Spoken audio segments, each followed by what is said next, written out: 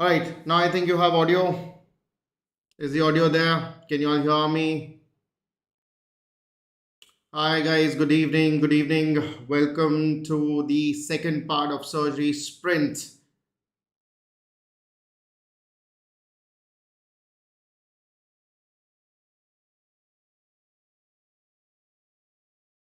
All right, now I think you have audio. Is the All right, so let's kickstart. Let's roll down to another important session in surgery. All right. So yesterday we had quite a bit of discussion. I'll be continuing from where we left out. We'll start with the basic suturing rules. We'll see what is the basic objective, and then move from there onwards. Okay. Guys are scrolling in. I've been asked to wait for a couple of seconds. I will be waiting for 2 more minutes, and then we'll start.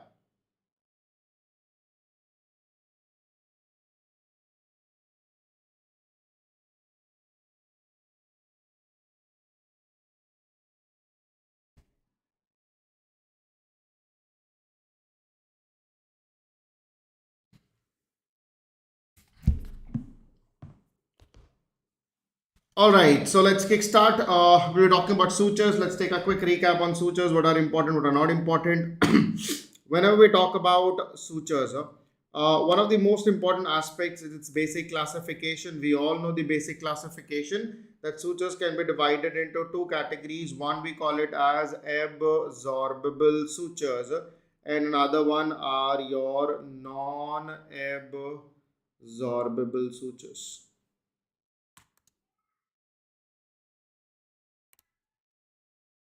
Your absorbable sutures, one second. One is your absorbable sutures, another is non-absorbable sutures. So when we talk about this absorptive capacity, right, when talking about the absorption, we're talking about how is the suture getting disintegrated by a simple fact that it is getting disintegrated by your enzymatic digestion, right? That is because of the enzymatic digestion of the suture material. Now, when you talk about absorbable suture material, any suture classification is further classified based upon where it is derived from. We all know it. We have the natural sutures as well as the synthetic sutures, right?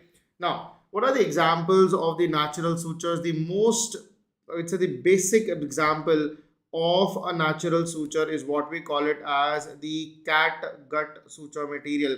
Another one that we have, it is called as the chromic catgut. Another one is what we call it as chromic catgut suture material, right? Now, when we say catgut suture material, one of the most primary question or basic question that they ask you is where is it derived from? I will take a quick feedback if you can tell me from where it is derived from. Manoj, the angle between any needle and the skin during an entry point will be 90. Varys needle is also the angle between the skin and the needle is 90, but the needle in the body is 45 degrees, right? That is very important because you will pull the skin up, put the Varys needle in. So the angle between the skin and the needle is 90, but the body is here. So the between the body and the Varys needle is 45 degrees, right? Now, where is the catgut suture material derived from? It is derived from, as majority of you are thinking correct, it is the submucosa of sheep's intestine, right?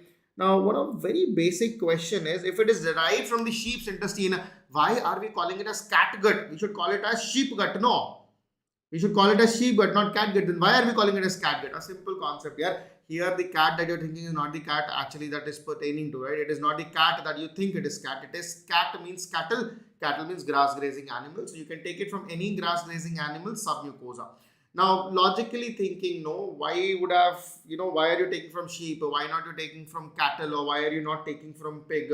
It's a simple concept. Certain countries in the world won't accept cow and other ones won't accept pig. So who is the easy one to take across? That is sheep. That is why sheep is called as what in Hindi? Bakra. No, yaar, bakra is acceptable everywhere. So bakra hi hua na. That is why you take it from the sheep per se, right? It is the submucosa, not the mucosa. The strongest layer of the GIT is the submucosa. Now the problem is when you are using the catgut suture material, it is going to get absorbed in 7 to 10 days. To increase its absorbability, we are using chromic catgut. The average time period for absorbing the chromic catgut is going to be 90 days. It is going to be 90 days. On the other hand, when you're talking about the synthetic catgut, right, or sorry, the synthetic absorbable suture materials, these are called or named as Vicryl, one of the most common one. Then you have the polyglyconate. We have the polyglyconate. Then you have polydexon, that is PDS as the suture material. Then you have dexon, which is another suture material, and a monomer of Vicryl that is called as the monocryl. Vicryl, on the other hand, is also known as the polygalactin. It is also known as polygalactin. The average absorbable lifespan for this is going to be 60 to 90 days, right? Polyglyconate is 180 days. PDS is also going to be 180 days. Dexon is also called as polyglycolic acid. It is also called as the polyglycolic acid, which is going to be between 60 to 90 days. Monocryl, it is your polyglycoprone. It is your polyglycoprone, and the polyglycoprone will be between 90 to 120 days. It is going to be 90 to 120 days, right? So that is why we are going to use the synthetic ones, because they are easily absorbable or they are readily available. Also, you have in the low tissue reaction as well. So Vicryl, you have polyglyconate, you have PDS, you have dexon, you have monocryl. Dexon is associated with the least tissue reaction. It is associated with least tissue reaction, whereas catgut, it is associated with maximum tissue reaction. So we want anything which is biologically inert. If it is reacting, it becomes very difficult for us to use it in a normal sense, right? So this is the basic division in terms of absorbable. Now the one that is non-absorbable, we say it stays for life. When you start your surgery residency, we'll tell you a very common quote that proline stays for life. That means it is going to stay as long as you stay. So non-absorbable is same. We have the naturally non-absorbable suture material and the synthetic non-absorbable suture material, right? So the examples of naturally available non-absorbable suture material, one of the most common one that we have, it is silk. Then you have cotton, and a variant of it is going to be linen, right? Silk, cotton and linen, called as a silk, cotton and linen, are the natural non-absorbable suture material. When you talk about synthetic non-absorbable suture material, one of the famous one that you have, it is your proline, also called as polypropylene, also referred to as the polypropylene. Then you have the polyester, right? Another suture material that you have, it is the polyester. Then you have nylon, which is commonly used. A polymer of it, it is the ethylene that is used, and obviously the stainless steel and the stainless steel. All these are non-absorbable synthetic suture material, right? So this is the basic of this. In all this, what is the important aspect for the exam? The things that you want to remember for the exam is the absorbable periods of all the suture materials, right? So these are your exam questions. So I had to emphasize on these numbers. Yes, they are tedious. Yes, they are difficult, but they are absolutely important. They are absolutely important, and these are your suture materials that we're going to use across, right? Now you have something called a suturing rule. Now, in order to understand the suturing rule, the first thing, you have the following questions. What is the length of the suture material required to suture any wound, especially your abdominal wound? You have to measure the length of the wound. Let's say if the length of the wound is L centimeters, the length of the suture material required to suture that particular wound will be 4 times the length of the wound, that is 4L centimeters. It is going to be the 4L centimeters, right? Now, let's say we are taking the depth of the wound as X centimeters, right? This X defines the depth of the wound, and that could be your 1 millimeter, 5 millimeter, 1 centimeter, anything is possible. Now, why this is important is the depth of the wound determines from where you want to take the prick. Now, let's say this is the needle, right? Let's say this is the needle that you are pricking into the skin. The angle between the needle and the skin at the entry point is 90 degrees. And this was your recent exam question, right? Now, as you go in, the distance from where you're going to prick, that is from the edge of the skin, from where, how far will you go away from the edge, will be same as the depth of the wound. Whatever is the depth, whatever is the distance of depth, or whatever is the measurement of the depth, the same amount you will move away from the skin, and then you'll go into the skin and you'll come out from the other end. Where will you come out? Exactly the same length as the depth of the wound. So X determines the depth, and that determines from where is the entry and the exit point. Distance between the two sutures, let's say this is one suture, this is suture number 2.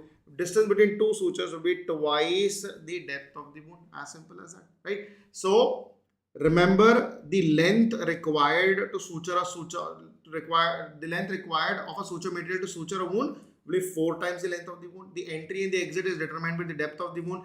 Distance between two sutures are going to be twice the depth of the wound. It is going to be twice the depth of the wound. The angle between the needle and the skin is 90 degrees.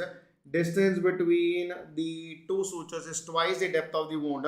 What is the length of the suture ear? Now, what is the suture ear is when you have a suture, right? This is the knot, and then you, after putting a knot, you'll cut. Whatever which is left behind, this is what we call it as the suture ear. The minimum length of the suture ear should be 1 to 2 millimeters. Otherwise, the knot will slip away. Otherwise, the knot will slip away. So, hence, you have to make sure the length of the suture material stays between 1 to 2 millimeters per se.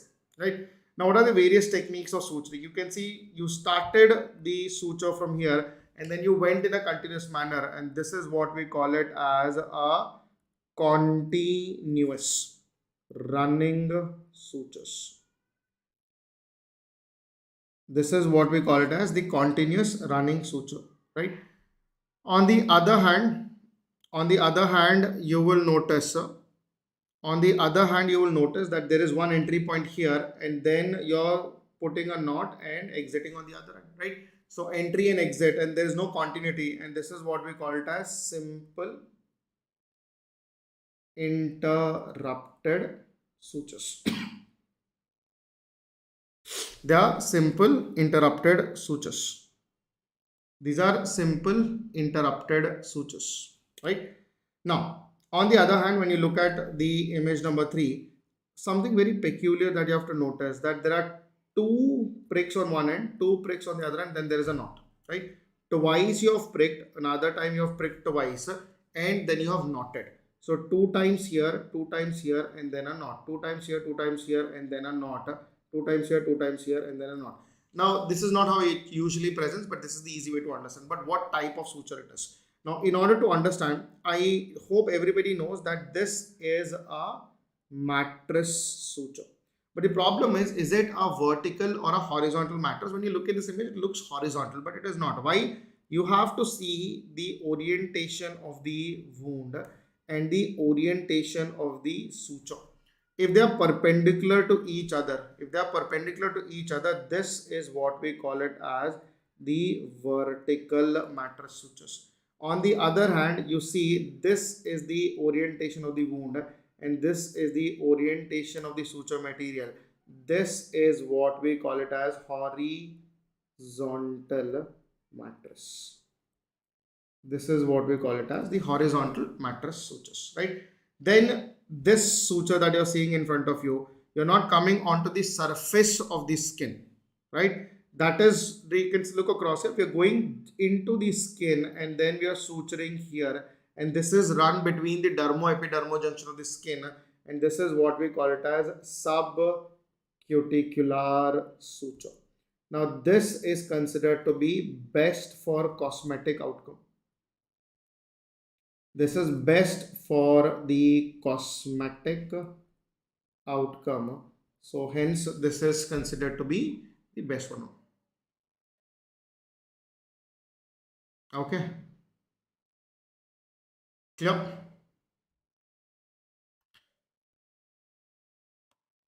Okay.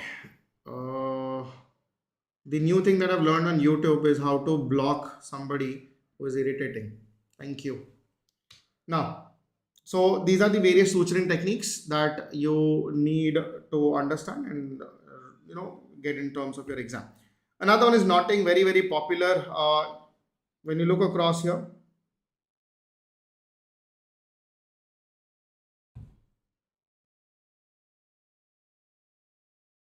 now when you look across here, you can see this is a green thread, this is a red thread, and they're looped only once. And this is what we call it as half hitch, right? This is what we call it as half hitch, or also referred to as a single loop. Remember, this is an unstable knot. Obviously, no. If you put a finger under this, right? You put a finger under this, you pull it, right? As you pull it, the entire knot will untie, right? The entire knot is going to untie. Guys, the PDF will be available. It will be posted on the groups. It will be given on our, I think there is a Facebook channel or a group as well. We'll put all these PDFs down there. Okay. Okay. So now, when you look across here, this is what we call it as the granny's knot. This is what we call it as the granny's knot, right? Now, granny's knot is an example of an unstable knot. It is a knot that you put on your sweater. One thread comes out, you pull, the entire sweater will go off, right? Now, on the other hand, guys, if you have attended a series somewhere else or you have done a session before, if you are confident enough, you can use the time to read something else or use your time for a better, I would say, revision. If you have certain doubts and concepts, you can always listen to this lecture, and this is anyhow will be available in the YouTube as well, so you can come back and revise whenever required, right? So don't worry about it. Now, this is what we call it as the square knot. This is what we call it as the square knot. This is also what we call it as the reef knot, right? Now, the square knot or the reef knot is also considered to be an absolutely stable knot. This is an example of an absolutely stable knot. Now, how do you identify the difference between the granny's knot and the reef knot or the square knot? They look almost the same, right? But this is where the surgeon's vision or eye is required. Now, I want you to identify this red thread. And the one that is shown in the video, this is like a black thread, you know. Now, I want you to identify the red thread is under the black thread here. And here the red thread is over the black thread, right? You can see one thread is going under the loop, another thread is going over the loop. If they are going one above and one below, this is what we call it as a granny's knot. In the square knot or the reef knot, you can see this red thread is going under the loop. Here also the red thread is going under the loop. On the other hand, if you see, you will identify that here the black thread is going over the loop. Here also the black thread is going over the loop. So either the thread has to go under the loop or over the loop, both the threads, right? So if you look at one particular end and if you examine, you have to see that in one particular end, if both the threads are going under the loop or over the loop. If they're going under the loop, that is considered to be, if they're following the same direction, under or over, that is reef or square. If one is going above, one is going below, that is what we call it as the granny's knot. Clear? Very, very important. Clear? So, now on the other hand, when you look across here, this is what we call it as the surgeon's knot. Surgeon's knot is the most stable knot. It is the most stable knot. It has got two loops on the base. Here you have two loops and then you have one loop on top, right? One single loop on top. There's a small, I would say, correction that has to be made. This is going to be something like this, right? You have to remember that it has to have a proper squaring, same as your square knot. right? So this is in fact the most stable knot that you are having across. This is the most stable knot that you have, right? So these are the knotting techniques that are going to be absolutely important. Clear, guys? Very, very important in terms of your exam prospect. Clear? Okay. Can we move on? Okay. So talk about the suture removal period. When would you like to remove if you have put a suture on the face? Remember, on the face it is between 3 to 5 days. It is between 3 to 5 days. On the scalp it is going to be 7 to 10 days. On the arms it is 7 to 10 days. On the trunk it is going to be 10 to 14 days. Legs is going to be 10 to 14 days. Hands and feet is going to be 10 to 14 days. Palms and soles is going to be 14 to 21 days. This is the standard data that you have to remember, right?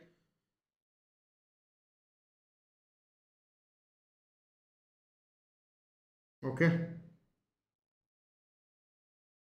So this is with respect to suture removal periods. Very, very important. Clear, guys? All right. Now, another very important topic that we have for the exam is going to be the pressure sore, the bed sore, or the decubitus ulcer. Remember, the pressure sore, the bed sore and the decubitus ulcers are the old terms. We don't use it. Now we are using only the pressure sore, right? Now, remember, when you're understanding a pressure sore or the bed sore in simple points, what is the most important criteria? The concept is very simple. Whenever a pressure is exerted, or we call it as if there is a sustained pressure. If there is a sustained pressure,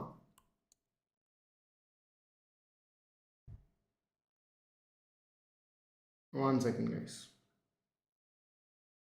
Now, if there is a sustained pressure over a dependent, if there is a sustained pressure over a dependent area of body,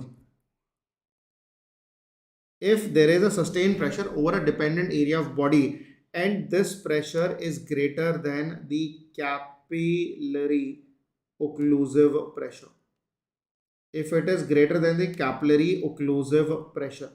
Now, this capillary occlusive pressure is a pressure required to occlude the capillary so that the blood flow to that particular area of the skin can be deprived. And normally, the capillary occlusive pressure is anybody. How much is the normal capillary occlusive pressure? If it is more than or equal to 30 millimeters of mercury, and this is your capillary occlusive pressure. Now, whenever there is a sustained pressure, obviously, if it is beyond the capillary occlusive pressure, this will result in tissue hypoxia, and this tissue hypoxia will result in tissue necrosis, and this tissue necrosis will result in ulceration, and this is what we call it as pressure ulcer. As simple as that. What is the most important risk factor? Remember, the most important risk factor is going to be the dependent state, right? So any patient who is having a chronic bedridden status, or any patient who is having a wheelchair bound status, if the patient is chronic bedridden or a wheelchair bound status, or if there is a prolonged immobilization, especially if it is in a post-operative status, or patients who are chronically sick, right? All these are the important risk factors which results in bed sores. Now, what are the most common sites, right? When you talk about the most common sites, you have to think in terms of a very simple status. When the patient is lying down, this is the lying down posture, this is the head, this is the neck, this happens to be the shoulder area, and then this is the limb status that is present,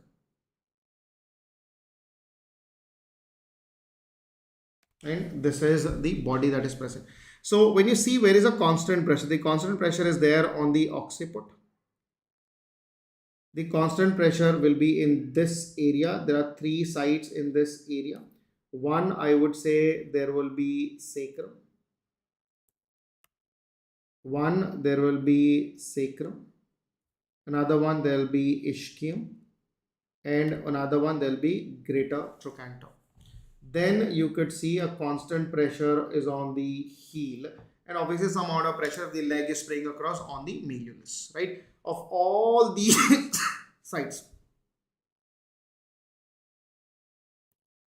Okay, so from all these sites, which is the most common site? The most common site for the pressure ulcer is going to be ischium. The most common site is going to be ischium. Okay. Now, obviously followed by your sacrum and the greater trochanter, which is in that area, which are more commonly exposed and damaged, right? So these are the sites where you will develop pressure ulcer. Patients usually develop pressure ulcer. Looking at the pressure ulcer, we have different grades, which is given by the National Pressure Advisory Board, which tells you that what are the different types of pressure ulcers that you have, right?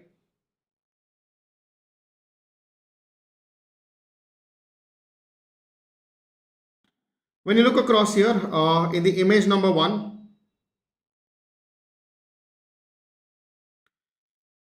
okay, right. In the image number 1, we call it as grade 1 pressure ulcer on the basis of this, right? What is this? This is a non-blanching erythema.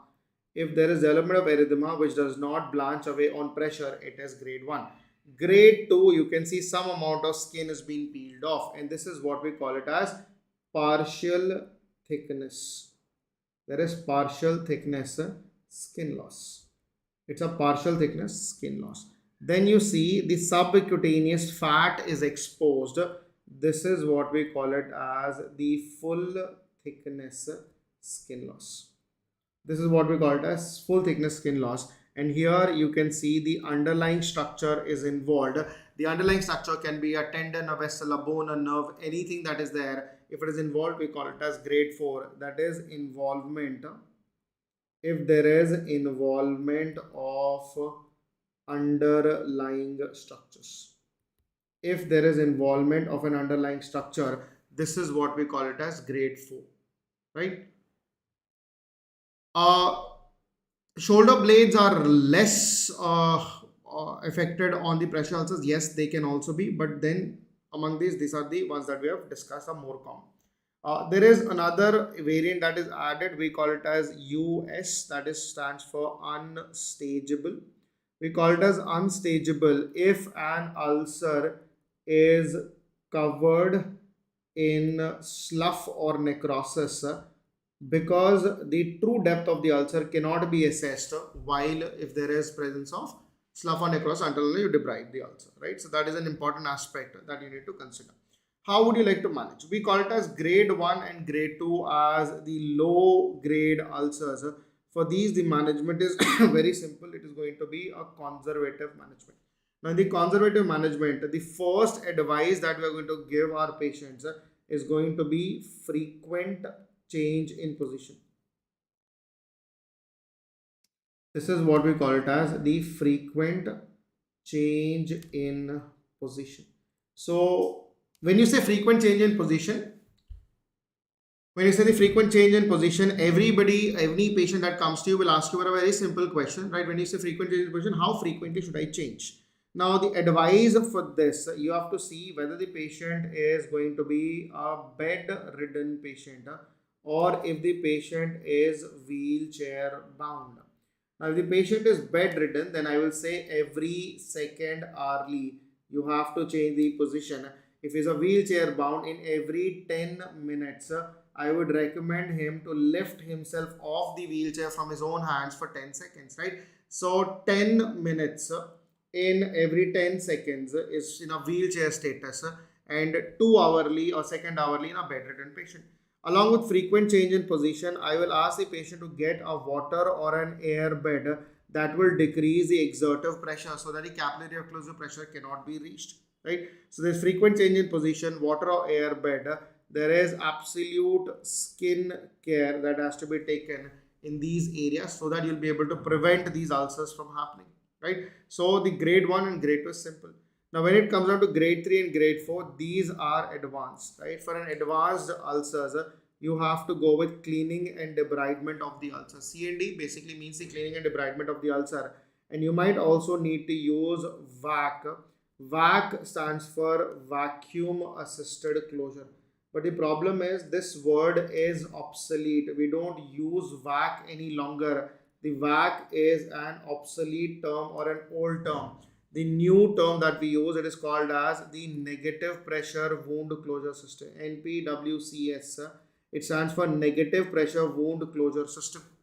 It is your negative pressure wound closure system. Here the pressure exerted is going to be minus 125 millimeters of mercury, and that too on the intermittent basis.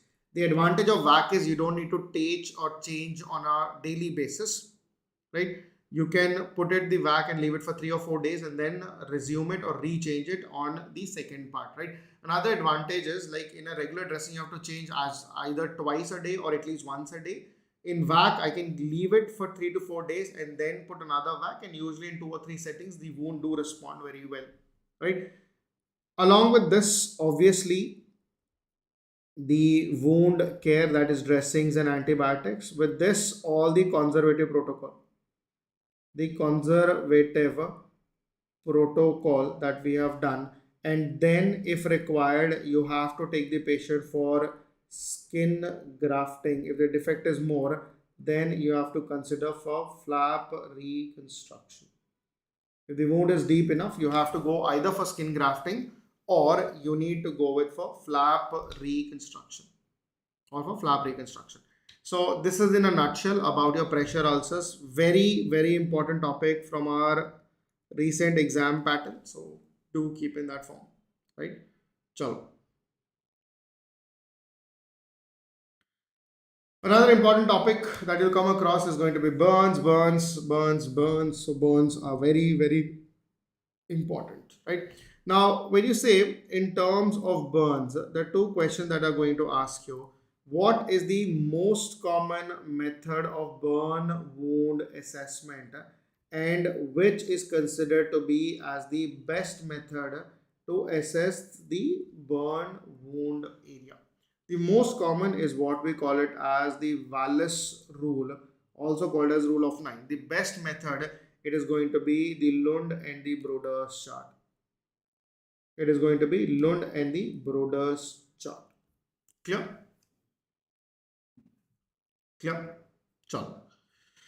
Now, when you talk about the Wallace rule, the rule of 9, everybody knows it. The head and neck in the adult is going to be 9%. The anterior trunk is 18%. The posterior trunk is going to be 18%, right?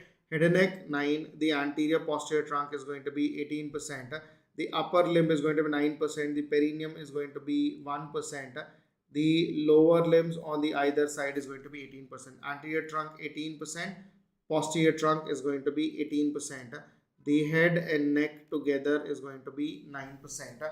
In total, it will be 100%. What is there in children is the head and neck remains at 18%. The anterior trunk is 18, posterior trunk is 18. The hands are 9. There is no perineum, but the lower limb exists at 14%.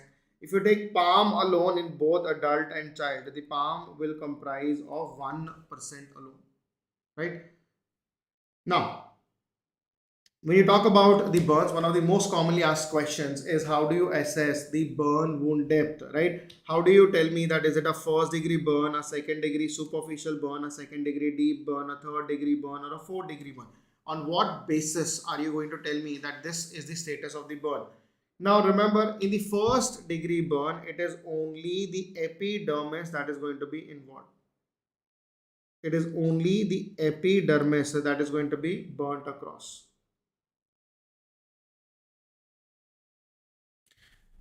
In the first degree, it is going to be epidermis alone, right?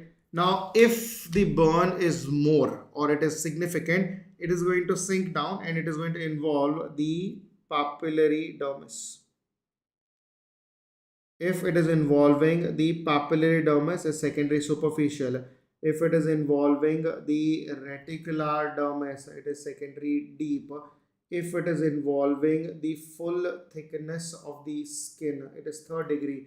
If it is involving the underlying structure, if it is involving the underlying structure, the subcutaneous fat, the muscle, the nerves, the tendons, the vessels, anything, then it will become the 4th-degree burn. Now, how do you see? All these are microscopically understandable. It is not very easy to differentiate between epidermis and dermis, and when you talk about papillary and reticular dermis. So, how do you pick up clinically? The most important component is pain. Remember, the 1st-degree burns are extremely painful. The 2nd-degree superficial extremely painful. There is no pain thereafter because there is no skin left. But remember, I'm saying there is no pain in secondary deep, but there is presence of pin prick sensation. You touch on the burn wound, there is no pain. But when you take a pin and prick it, you will have that stingy feel that the patient will want to feel across, right? The blisters may or may not be present. The blisters are present in secondary superficial, secondary deep may or may not. From here onwards, there is no blisters. So blisters are characteristic of secondary superficial. The color here, when you see a patient of burn, it is going to be in terms of 1st-degree. It will be bright red, or I can say rather than bright red. We'll say there's presence of erythema that you can notice here. Here it will be seen as bright red color. But the most characteristic you'll see in secondary deep, you will have the mottled pink appearance of the skin or the pale waxy white in appearance. Either it is going to be mottled pink or waxy white in appearance. Here it is going to have a leathery appearance, like a leathered skin, and here it is going to be charred, like a charcoal that is burnt, right? Now remember, these wounds will heal, they will not heal. You will require something as an intervention to heal them across. There is no scar here, the scar will be present here. The scar will definitely be formed in these two. The eschars are usually not seen here. Eschar may or may not be present here, but eschars will be seen in these burns which are present. So this is how you'll differentiate if you're looking at the 1st-degree, the 2nd-degree superficial, 2nd-degree deep, 3rd-degree or the 4th-degree burn. This table will let you understand, remember and recall all the important topic points in your burn wounds, right? Now, one of the majorly asked questions is, how do you resuscitate a patient of burn? And the resuscitation is usually done with crystalloids, right? Remember, the crystalloid that is used is ringer lactate, and this is considered to be as the fluid of choice.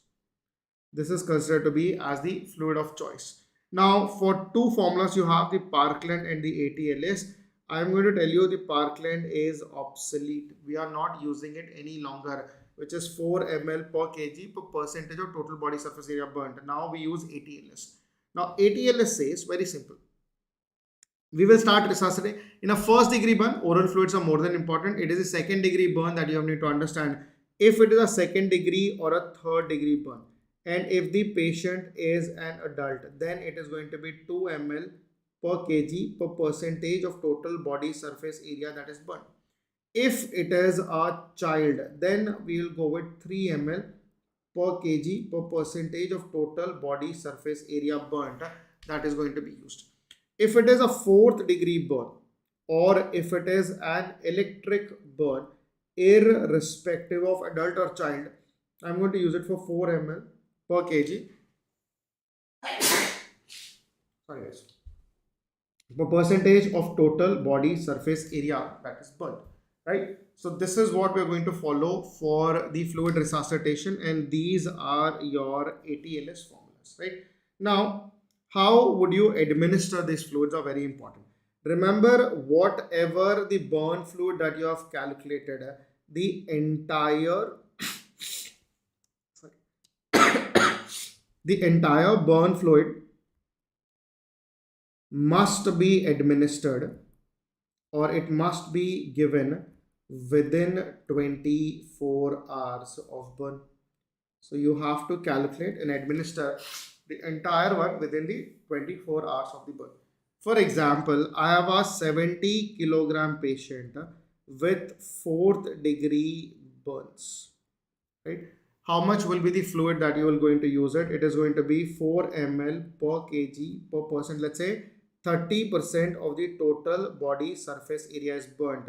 So it is going to be 30, which will give rise to 8,400 ml. right?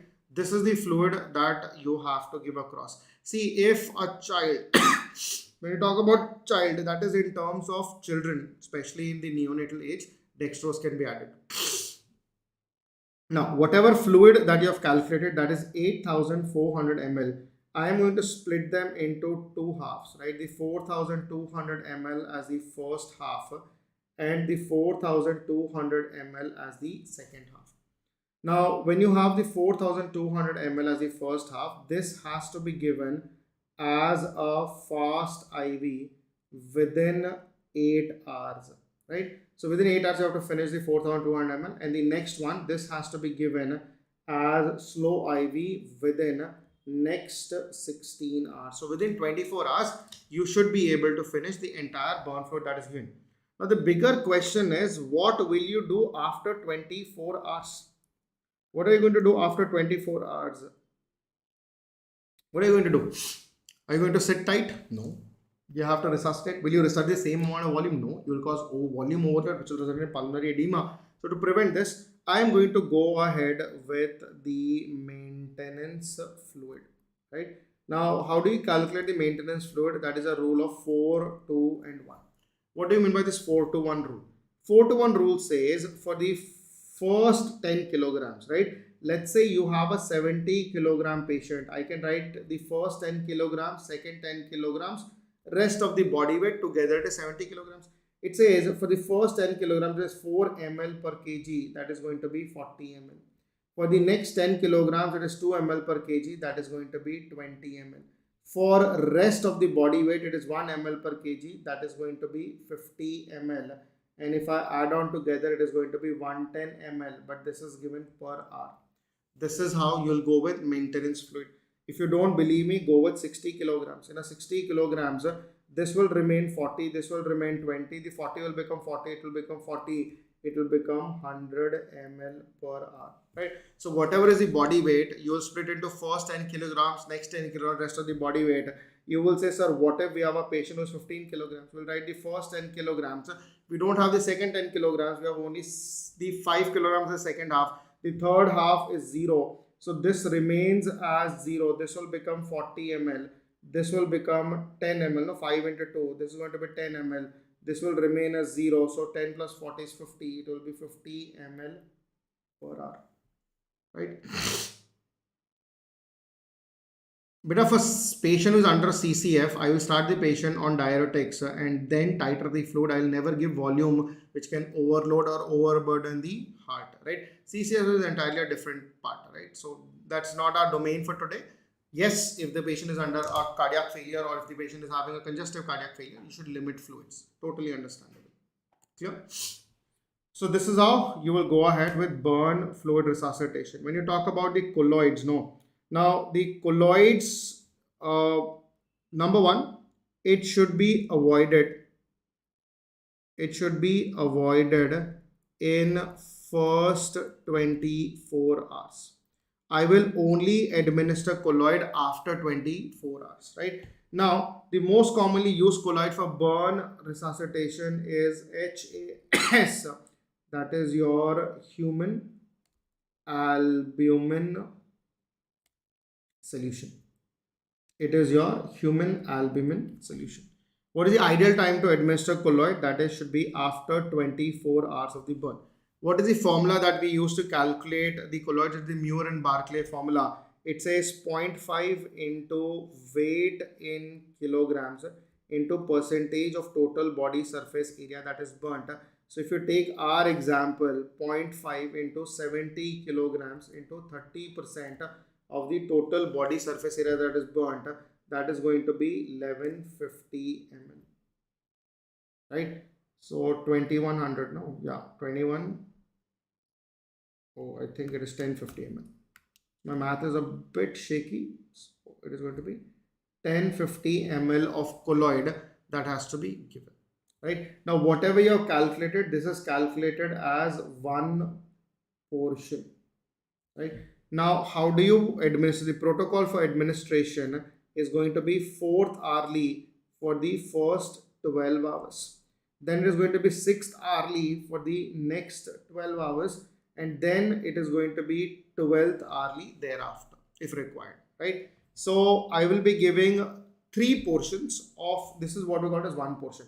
So I'll give 1 portion every 4th hourly for the first 12 hours. Then I'll give 6th hourly for the next 12 hours, and then I'll give 12th hourly if required. This is the protocol for administration of colloids. Clear? Sure. So this is in terms of the fluid management. Now, again, another important question is going to be in terms of the burn wound management. It is going to be the burn wound management. Right now, in terms of burn wound management, we have the agents which are present. 1% you can give silver sulfur diazine, then you have the silver nitrate, then you have mefenide acetate, then you have these, just ignore this, it is the silver sulfur diazine with cerium nitrate. Now remember, the silver sulfur diazine is an excellent agent against pseudomonas and gram negative. It does not have any effect against eschar and there are no side effects, right? Now, if you talk about silver nitrate, it has got a good effect against pseudomonas, a limited action against gram negative, no effect against, or it cannot penetrate eschar. It will result in blackening of skin. So skin tattooing is a reason, that is why it is not encouraged much, right? Now, when you talk about mefenide acetate has a very little action for the pseudomonas and gram negative, but it is effective. It can penetrate eschar. Problem is, while applying, it will cause immense amount of pain. So it is painful during application, and more importantly, it results in metabolic acidosis. And this is your exam question. Now, because of silver sulfur diazine, it is extremely effective against pseudomonas and gram negative. It can also penetrate eschar, and there are no specific side effects. The most commonly used topical agent in burns is silver sulfur diazine. But the best topical agent is going to be silver sulfur diazine with cerium nitrate. Right? So this is an important aspect, right? So this is how you will manage your burn wounds when encountered. Clear? So now, another important topic that we'll talk about is going to be a vascular surgery. For now, so far, any questions, guys? A quick feedback.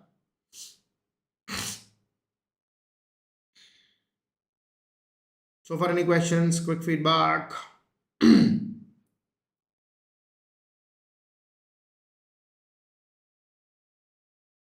Quick feedback.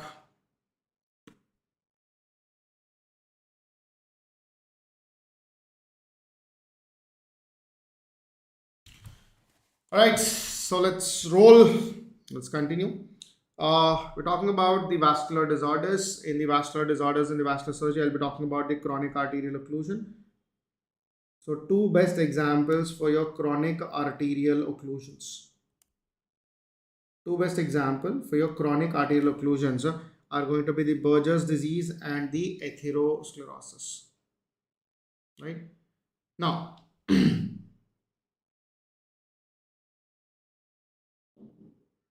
see, somebody is asking, is there a role of IV antibiotics in burns? Remember, as long as there is no proven role or no proven infection, there is no role of antibiotics. If the patient is found to be in sepsis or if there's a wound infection, I will start antibiotics. Otherwise, for the first 24 to 48 hours, there is no role of antibiotics. Now, in terms, see guys, somebody is asking MCQs. I wouldn't mind taking MCQs, right? If you want, we'll do another session only on MCQs, but the objective of doing these sessions is to revise all high yield topics. I've been telling in my sessions before and previously also that when you're talking about preparation, you need to be smart. Rather than looking at a question as a wholesome, it is better to look at as a topic as wholesome, right? I'm talking about all these topics which are being repeated in last 5 years, all right? So my goal is to revise all the important topics that you have been looking across in your last 5 years of your exam, and obviously the high yielding sessions or the topics of, I'll be telling, see, whenever I mark Q, that is a question that is they have asked you in recent exams. Okay? So I'm trying to balance out both. Now, in terms of the topic, the chronic arterial occlusion, the Berger's and the atherosclerosis, The age of presentation for Burgess, all patients of Burgess will present under the age of 40. Atherosclerosis will be over the age of 50. The most important risk factor for Burgess is going to be smoking. These are the smokers. Atherosclerosis, on the other hand, it is the obesity that forms the predominant risk factor. Remember, Burgess do not have a favorite child. Here we say all four limbs are equally involved. They are equally involved. Whereas in atherosclerosis, it is the lower limb that is far more commonly involved when compared to upper limb. In fact, upper limb atherosclerosis is a rare entity. It is going to be a rare entity. The size of the vessels which are usually involved in Burgess are going to be small to medium sized vessels. Atherosclerosis is going to be large to medium sized vessels, right? So when you talk about the involvement, a couple of important things. Let's say if this is the vessel that we're talking about, right? If this is in terms of Burgess and atherosclerosis, Burgess will have a very patchy involvement. You'll see the vessel involved in these manner. Whereas atherosclerosis will have a continuous lesion that you will see. So the pattern of involvement here, these are referred to as skip lesions, and this is where we call it as it is a continuous lesion. It is a continuous lesion. Now the progression of this in terms of Burgess, if you take this as the blood vessel, and if I say this is the proximal end and this is the distal end, the progression of the Burgess is in this direction. That is distal to proximal progression. Distal to a proximal progression, right? On the other hand, one second guys.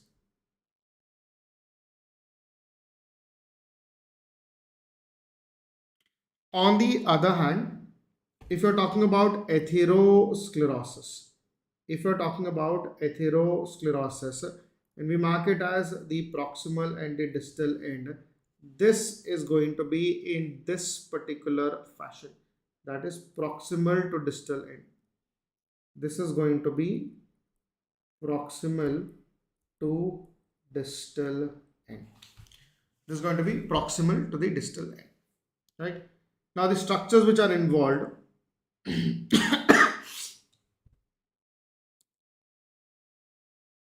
sorry guys, a bit of annual today.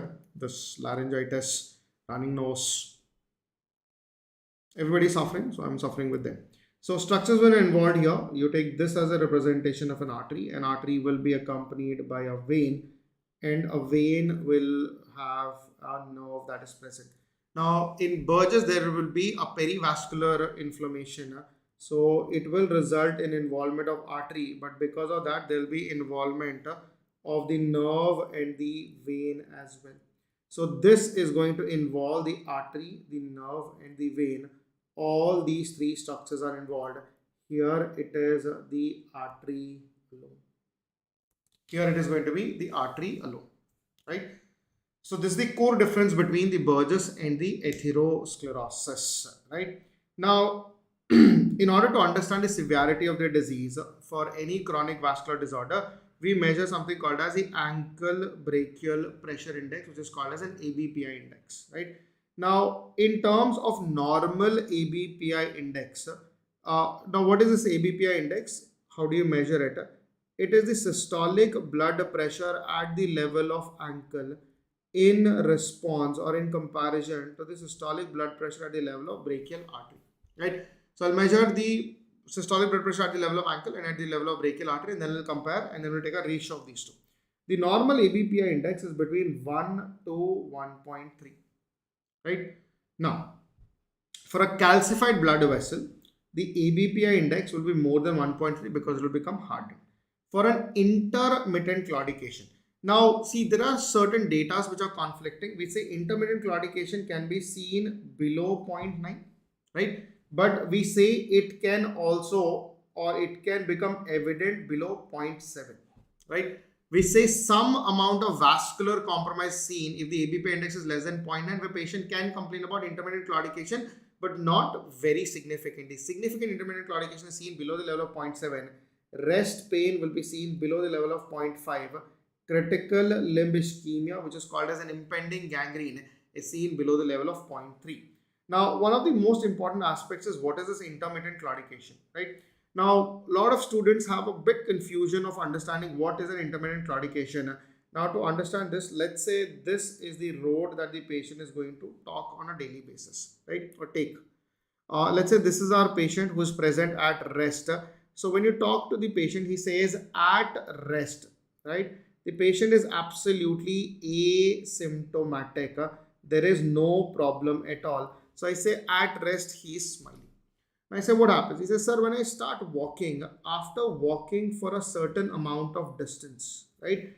Now, this is the point where I start feeling pain, and this is the point where the pain starts. So, after walking for a certain amount of distance, this is the point where the pain is going to start, right? So, I ask him a normal question. If pain starts, what do you do? He says, sir, in Hindi, of course. When I ask him कि अगर दर्द होता है तो क्या करते हो, बोलता है सर मर्द को दर्द नहीं होता तो मैं दर्द सह लेता हूँ, चलता रहता हूँ, right? Patient says even after, if the pain starts, he says I don't stop because I'm a guy, right? And guy don't feel, I'm a macho, right? So he continues to walk with pain. But after walking a certain distance with pain, he realizes कि मर्द को भी दर्द होता है, right? And this is the point where he says that the pain becomes unbearable and he is going to stop due to pain, and this is where it becomes absolutely difficult. The patient is going to stop due to pain. Now all this has happened because at rest there are collateral circulations because of chronic arterial occlusion, and they will take care of whatever metabolic demand is there at rest. When the patient starts walking, the tissue demand for the oxygen increases, and because of hypoxia, the oxygen demand of the tissue increases and oxygen delivery should also increase simultaneously. Because the vessel is occluded, that proportion, the ratio in which the oxygen demand should have been supplied is not being delivered because the vessel is compromised. So demand is more, supply is less, hence become hypoxic. Hypoxia will cause pain, and pain will keep on building if patient continues to walk. Now when I say when you stop, what do you do? He says, sir, I find a nice tree, right? I will find a nice tree right on the roadside, right? I will go sit under this tree, right? Now once I sit under this tree, because the pain becomes so unbearable, I go rest under the tree. I reach out to my pocket and I take my best friend out, and then I light it up, right? I take the best friend out and I just light him across, and I say, what do you feel? He says, while doing this I feel happy. The pain disappears. He says, while smoking the pain disappears. This idiot does not know that it is not the smoking that is decreasing the pain. At rest, obviously the tissue demand for oxygen decreases, pain decreases, and he improves, and this cycle will continue to happen. So as he continues to walk, after a certain distance he'll continue to have pain. It decreases, it increases, increase. It continues to happen, and this on and off mechanism of pain is what we call as intermittent claudication, very characteristic of chronic arterial occlusion, right? So our patient at rest, he's fine. After walking for a certain amount of distance, the pain starts. He continues to walk, the pain becomes unbearable. Now because of this, he rests. After he rests, the pain decreases, and this is what we call as intermittent claudication. Now the biggest question is, what is claudication distance? Remember, it is the amount of distance. When we say the claudication distance, it is the amount of distance a patient can cover before taking rest due to pain. Now this is what we call it as the claudication distance. Now what is this claudication distance? It is the amount of distance. It is the amount of distance a patient can walk. A patient can walk before taking rest due to pain. Why I'm telling you very significantly about this, because claudication distance, which is can be abbreviated as CD, the claudication distance is inversely proportional to the disease severity. The claudication distance is inversely proportional to disease severity. That means if the claudication distance is longer, the severity of disease is less. Obviously, no. If a patient is able to walk for 500 meters and then resting, another patient is walking for 10 meters and resting, for a 500-meter claudication distance, obviously the disease severity is less. But a patient is only able to walk 10 meters, the severity of disease is much, much more higher. So I will say it is of more severe form. Clear? So this is about your claudication distance. This is about the claudication distance. All right. So now, on the other hand, how would you like to manage?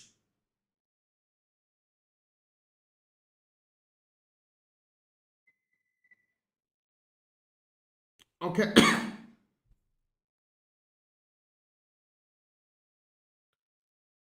All right.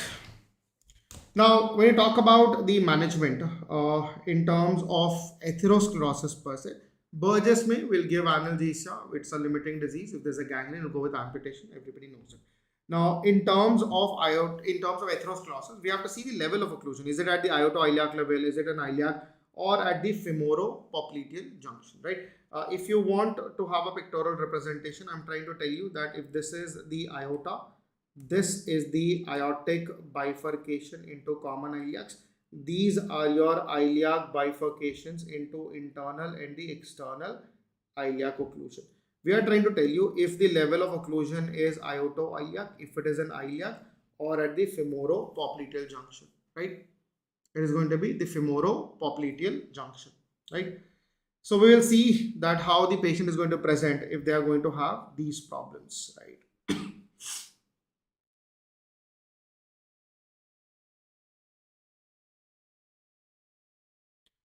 Now, in an iliac occlusion, right? So I'll just number them. This is as number 1, this is number 2, this is number 3, this is 1, 2, and 3. You'll be able to relate better. Now, if there's an iliac occlusion, there will be a bilateral intermittent claudication because the blood flow is going to decrease in both the vessels, right? So they decrease in both the vessels, both the limbs will have less amount of blood supply. Now, this is going to be present in the gluteus muscle, in the thigh muscle, in the calf muscle as well. Iliac and femoropopliteal will have unilateral. The gluteal sparing is seen in iliac. The thigh muscles and the calf muscles are involved. Femoropopliteal will have both gluteal and thigh sparing, only calf muscles are involved. So based upon where the patient is feeling an intermittent claudication, I will be able to get some amount of diagnosis, whether I can say the level of occlusion per se, that is it iliac, is it an iliac, or is it at the femoropopliteal junction, right? How would you manage? For an iliac occlusion, I would go ahead with obviously the bypass is the surgery of choice. Here I would go, in terms of iliac occlusion, I will go ahead with bifemoral bypass. It is an bifemoral bypass. Here I will only go ahead with femoral bypass. Here I'll go ahead with femoral bypass. For femoropopliteal occlusion, I will go with iliopopliteal bypass. Right? The question that is asked is for iliofemoral bypass, what is the graft used? Remember, the most common is going to be the Dacron graft.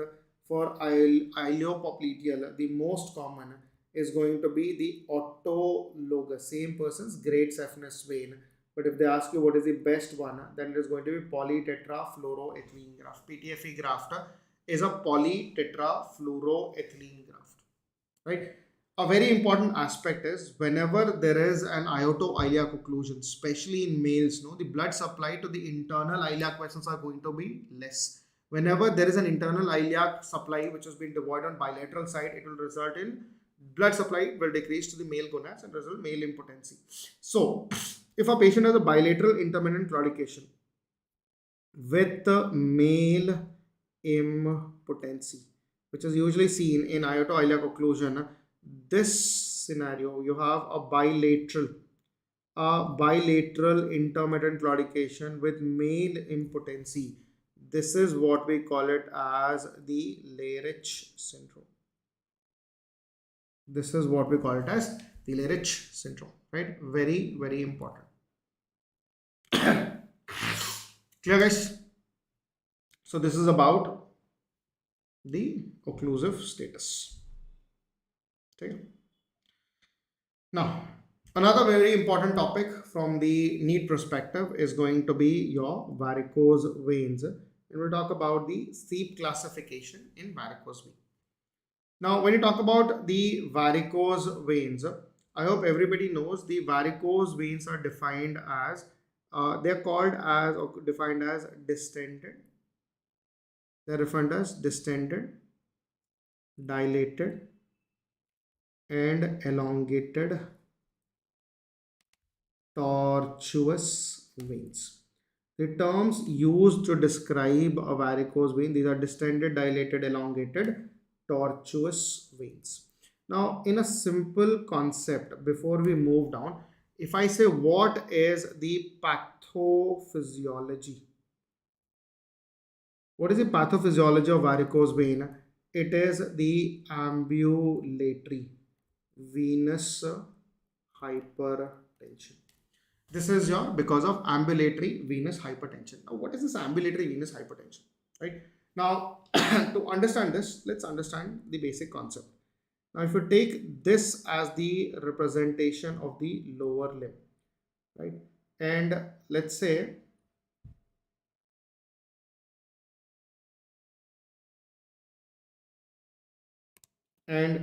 if this is the level of the ankle that we're talking about, this is the medial malleus, this is the lateral malleus, this is the medial side, this is the lateral side, or I can say in this simple context, right? Now, when we talk about the presentation, we all know there you have the deep venous system which is traveling here. So this is the deep venous system which is inside the muscle compartment. So if I may, I'll just show you that this happens to be the muscle compartment, and deep inside the muscle compartment, you have the deep venous system, right? You have the deep venous system which is present deep inside the muscle compartment. On the medial side, you have a vein that is traveling in a subcutaneous plane or the superficial. This is your great saphenous vein, right? On the lateral side, you have another vein that is your short saphenous vein that opens at the cephalopopliteal junction. Now, together they go and empty down, right? So this I would say as the common femoral vein that is present or the deep venous system. I can resonate here by saying that this happens to be the great saphenous vein on the medial side. This is the short saphenous vein on the lateral side. And the great saphenous vein happens to be the most common vein involved in varicose vein. It is the most commonly involved vein in the, or I can say it is the most common vein involved in the varicose vein per se, right? Now, when you talk about the ambulatory venous hypertension, you need to understand that the superficial venous system and the deep venous system, they are going to communicate with each other with the help of the perforator system, and this is how you will understand the perforator system. I'll just simplify I'll just simplify the perforators as well so that you will be able to understand at a greater ease, right? Now you take this as a representation of the lower limb and it is present right across here, right? Now, for the sake of understanding, I'm going to say that this happens to be the deep venous system which is traveling all across here, right? Now take this as the representation of the superficial venous system which is communicating with the deep venous system at various levels. To be clear, we'll say this is the malleolus, right? Now you will notice that the superficial venous system and the deep venous system, they're going to communicate with each other at various levels, right? The first one is at this junction. This is called as the saphenofemoral junction or SFJ perforator. Now there is another perforator that is going to be present at the level of mid thigh, and this is what we call it as the mid thigh perforator. This is what we call it as the mid-thigh perforator, or simple words, this is what we call it as the Hunterian perforator. Another one or another perforator that is present is at the above the level of knee. Another one is below the level of knee. Now this above knee perforator, this above knee perforator is what we call it as the Dodds perforator, and the below knee perforator, the below knee perforator is what we call it as the Boyd's perforator. This is what we call it as the Boyd's perforator. Then you have another perforator which is present in the calf. There are other perforators which are present in the calf, and these are called as the cocket perforator or the calf perforator. They're called as calf or the cocket perforators, right? The calf or the cocket perforator. Another one is present at the level of the heel, and this is what we call it as the heel perforator. This is what we call it as the heel, or also called as the May-Custer perforator. Now another very important aspect is the levels of these perforators, especially the calf perforator that you have. So we'll take the reference point as the medial malleolus. Now the uppermost that you will see will be 15 centimeter from the medial malleolus. The next one that you see across here is going to be 10 centimeter from the medial malleolus. Another one, the lowest one, is going to be 5 centimeter from the medial malleolus. So these are the levels of the perforators that are going to be present and allowing them to communicate. Now, a very important aspect is whenever we're talking about the deep venous system and the superficial venous system, now they are going to communicate with each other with the help of perforators. We have just described it. Now the question is, what is the orientation or the direction of the flow, right? Let's say this is the superficial venous system, and let's say these are the perforators which are present between the superficial and the deep venous system, right? So this happens to be the deep venous system, this happens to be superficial venous system, this happens to be the perforator system. Now, before we move down any further, a very simple question that I would like to ask you is, see, we have a central pumping unit that is heart, and every time the heart contracts, it generates pressure, and because of the pressure, the blood is pushed to every nook and corner of the body. That is understandable. How is the blood able to return back to the heart, especially from your lower limbs, and that too from a level of toe? All those are thinking that, sir, calf is going to help us. It is the gastrocnemius muscle. It is the peripheral heart. Bullshit, nonsense. It is not, right? It is an accessory mechanism. What is the status of your calf right now? When you're sitting right now, you're listening to my lecture. What is the status? It is relaxed. If the calf is relaxed and you say that you're reliant only on calf to pump the blood back, you will die, right? It is not the calf. It is the piggyback mechanism. Remember, in the compartment, in the muscles compartment, there's a piggyback mechanism. What is a piggyback mechanism? On every artery, there's a vein that is traveling on top of it.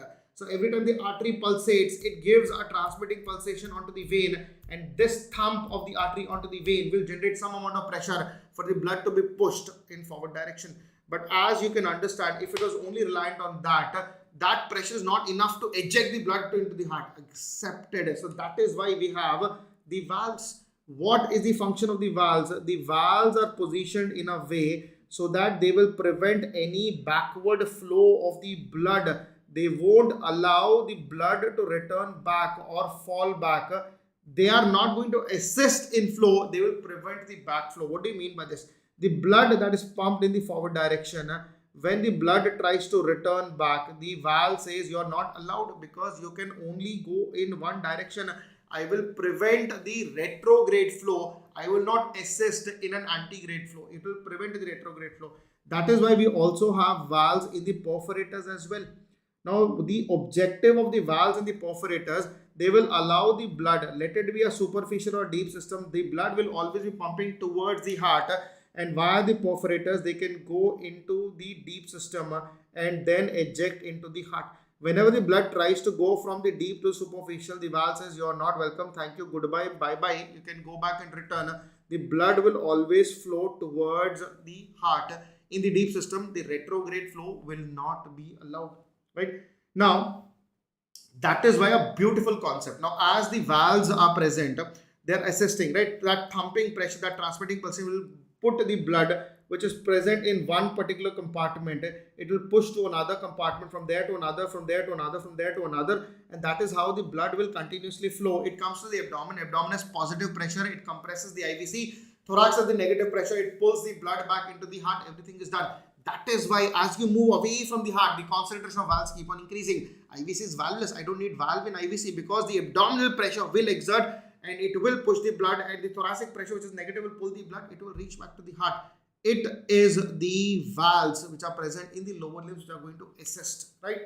Now, to understand the concept of varicose vein, let's take this as valve number 1. This is valve number 2, hypothetically. Valve number 3.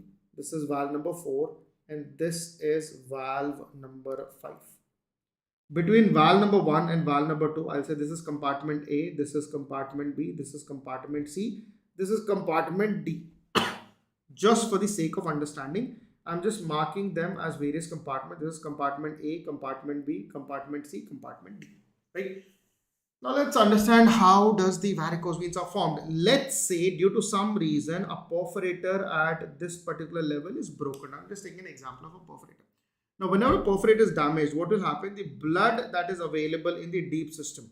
Now every time it tries to go into the perforator from there to superficial, the valve says you're not allowed today, valve is broken. The blood from the deep system will now start pouring into the superficial venous system. There are two reasons. One, there's that thumping transmitting pressure that is causing the blood to flow in the deep system will now eject because of the pressure. See, the pressure in the deep system is more than the superficial venous system.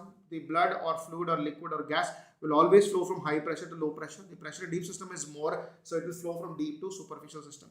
Now, as the blood in the superficial system is becoming more, obviously the vein which is present here, or the compartment which I've addressed as compartment A, because it has to accommodate more amount of blood, it is going to distend. It is going to distend because it is accommodating more amount of blood. Now, as it is distended, obviously the pressure in the compartment A is increased. I'm not worried about the pressure in compartment A. I am more worried about the pressure that it is going to build on valve number 2. The valve number 2 is holding that blood. It is preventing from going down. But the weight, the pressure that is exerted by this column of blood on this valve number 2 will become tremendous. This valve will not break immediately because the body says I am going to hold it. But if this sustains, if not in a day, in a week, in a month, in an year, the valve will break. And when the valve breaks, it is going to give away. The minute it gives away, the blood that is present in compartment A will now go into compartment B. As the volume of blood in the compartment B will increase, the same problem will occur. What will happen? The pressure in the compartment B will increase. The compartment B will now become dilated. The pressure on valve number 3 will become tremendous. Now, because the pressure on valve number 3 is becoming tremendous, the valve number 3 will break at an earlier point when compared to valve number 2. The blood that is present in compartment A and B will now flow into compartment C. Same thing, as the pressure on the valves, or I can say the volume of blood in compartment C is increasing, obviously the compartment C will also become dilated and distended. Because of this, the volume of blood in compartment C will also increase. But there is no compartment per se, because the compartment A and B were compartment, or they were divided. They're divided in compartments only because of valve. There are no valves, there is no compartment. So I can say all these three compartments, compartment A, compartment B, compartment C, together form one single compartment. And this entire weight of this compartment is now being pulled or pushed onto the valve number 4. The valve number 4 will also break, and subsequently all these valves. As all these valves will break, you will notice the entire vein is going to become elongated, distended and tortuous, and this is what we call it as varicose vein. And this is how the varicose veins are formed, and this phenomena is called as ambulatory venous hypertension. Come back to the point, ambulatory venous hypertension. What is ambulatory? Ambulatory is moving. What is moving? The blood from the deep system is moving to superficial venous system. So what is happening? The pressure in the superficial venous system is increasing. Hypertension, ambulatory venous hypertension, causing disruption of all the subsequent valves, forming one single compartment, and that is what we call it as varicose vein, right? See, this can also happen in deep vein, but they are not evident because they are not present subcutaneously. Clear?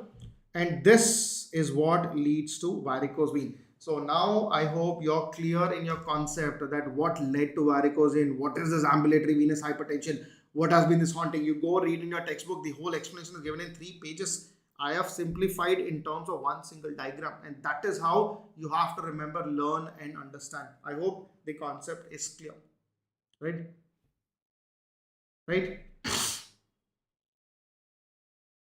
Clear, guys? So this is your ambulatory venous hypertension.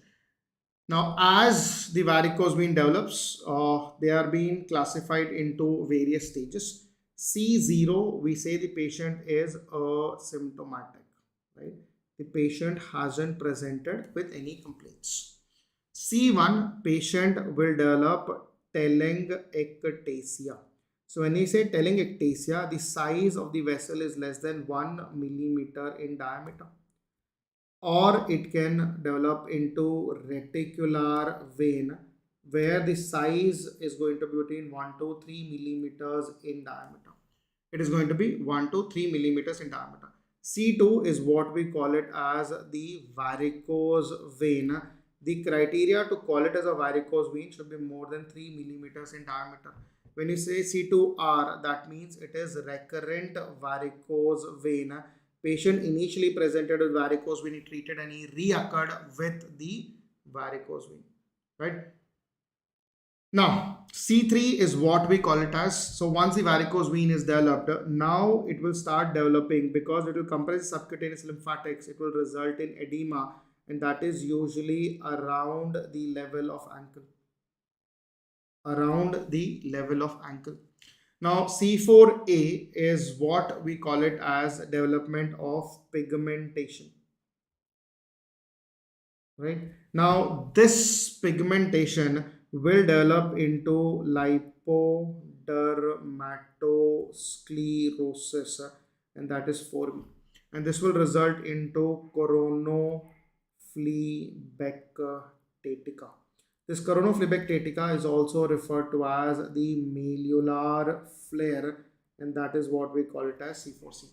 Pigmentation is because of hemosiderosis deposits. Lipodermatosclerosis. Lipo is fat, dermatos skin, sclerosis, fibrosis. That will result in inverted champagne glass appearance. It is an inverted champagne bottle appearance that you will see. This is also going to be present to you or referred to as the woody limb. This is also addressed as woody limb. C5 on the other hand is what we call it as a healed venous ulcer. C6 is your active venous ulcer. C6R is your recurrent venous ulcer, right? So SEEP classification has been your newfound love of your exam for the examiners, right? So these are with respect to the C in SEEP classification. E is your, when you talk about the SEEP classification, E is etiology, P pathophysiology, A is anatomical. EP stands for the primary etiology. ES, it is your secondary etiology. EN, there is no etiology found.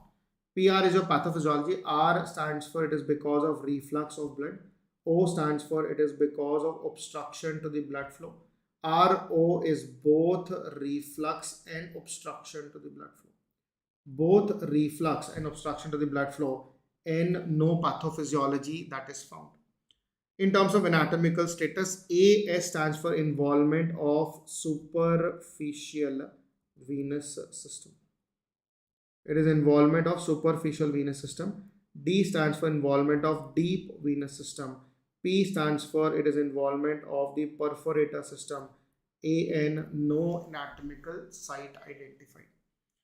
When you say what is the investigation of choice, it is going to be the duplex scan. In the duplex scan, you get this very characteristic image and this is what we call it as the Mickey Mouse sign. This is what we call it as the Mickey Mouse sign. So when you look at the Mickey Mouse sign, when you look at the Mickey Mouse sign, what do you see in the Mickey Mouse sign? In the Mickey Mouse sign, you have two big ears and a big face. Now, the big face is what we call it as the common femoral vein. This is your great saphenous vein, and this happens to be your common femoral artery, right? This is your common femoral artery, right? Okay, so this is with respect to your Mickey Mouse appearance, right? I hope everybody's clear. So for any questions, guys, quick feedback. So for any questions in SEEP classification, very, very important from the exam aspect.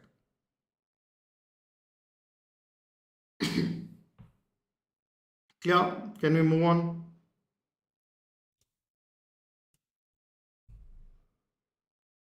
So this is the basis of your varicose vein. Okay. Yes, the Mickey Mouse sign. Common femoral vein, great saphenous vein, and common femoral artery. The common femoral artery. Okay. Sure. Now, in terms of management of varicose vein, one of the most commonly asked questions is Trendelenburg surgery.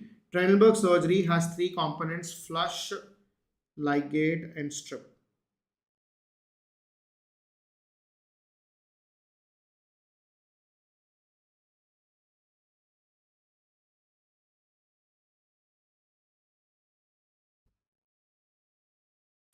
It has three components. You have the flush, ligate, and stripping. Flushing is to empty the vein, elevate the limb, milk the vein, it goes off, right? Atrophy blanca is also present, but atrophy blanca is not a component of SEEP classification or the clinical classification. Now, when you talk about ligate, remember in Trendelenburg surgery, you have to ligate 6 tributaries, right?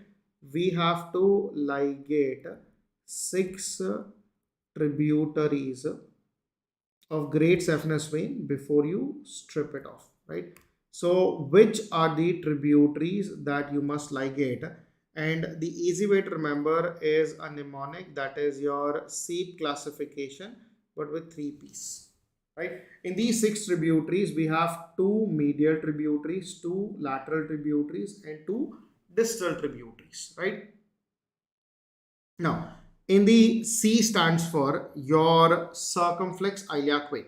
So it is going to be superficial circumflex iliac vein. It is the superficial circumflex iliac vein, right? So C for your circumflex iliac vein. E stands for superficial inferior epigastric vein. Inferior epigastric vein, right? So here C is circumflex, E is epigastric. A stands for anterior accessory saphenous vein. It is anterior accessory saphenous vein. It is the anterior accessory saphenous vein. P stands for posterior medial vein of thigh. It is the posterior medial vein of thigh. The posterior medial vein of thigh. So here A stands for anterior accessory, P stands for posterior medial vein of thigh.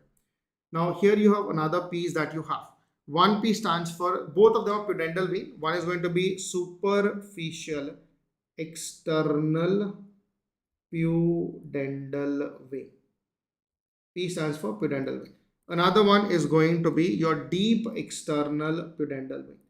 Deep external pudendal vein. So here it is pudendal vein. Now, what is the fun? The fun is to understand which one of them is medial, lateral, and distal. Now, remember the first 2 components, the C and the E. right? The circumflex and the epigastric, these are lateral tributaries. The anterior and the posterior ones, right? These are your distal tributaries, and PP is your medial tributaries. MP yaad rakh lo, right? Madhya Pradesh. M is your medial, PP is your medial tributaries, right? Your pudendal veins. So all these veins you have to like it in Trendelenburg surgery. When it comes down to stripping, very very important point. Remember, below knee stripping is contraindicated. Below knee stripping is contraindicated because in below knee stripping, if you are doing a great saphenous vein stripping, it will cause damage to the saphenous nerve, and if you are doing a short saphenous vein stripping, it will cause damage to the sural nerve. It will cause damage to the sural nerve, right?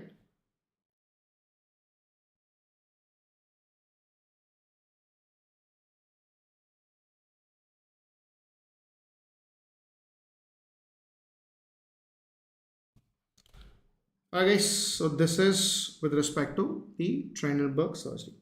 You also have the sclerotherapy. Remember the criteria of doing or performing a sclerotherapy, that the diameter of the dilated vein should be less than 3 millimeters.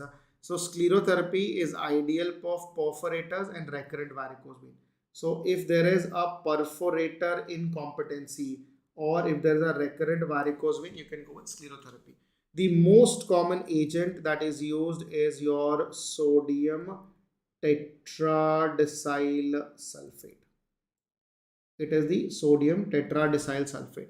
The method that we use, it is what we call it as the Tessari's method. In that, we'll be using air and the sclerosing agent in a ratio of 4:1. That is 4 ml of air, 1 ml of sclerosing agent. So basically, in the Tessari's method, I will take 2 syringes, right? One I will load with a sclerosing agent.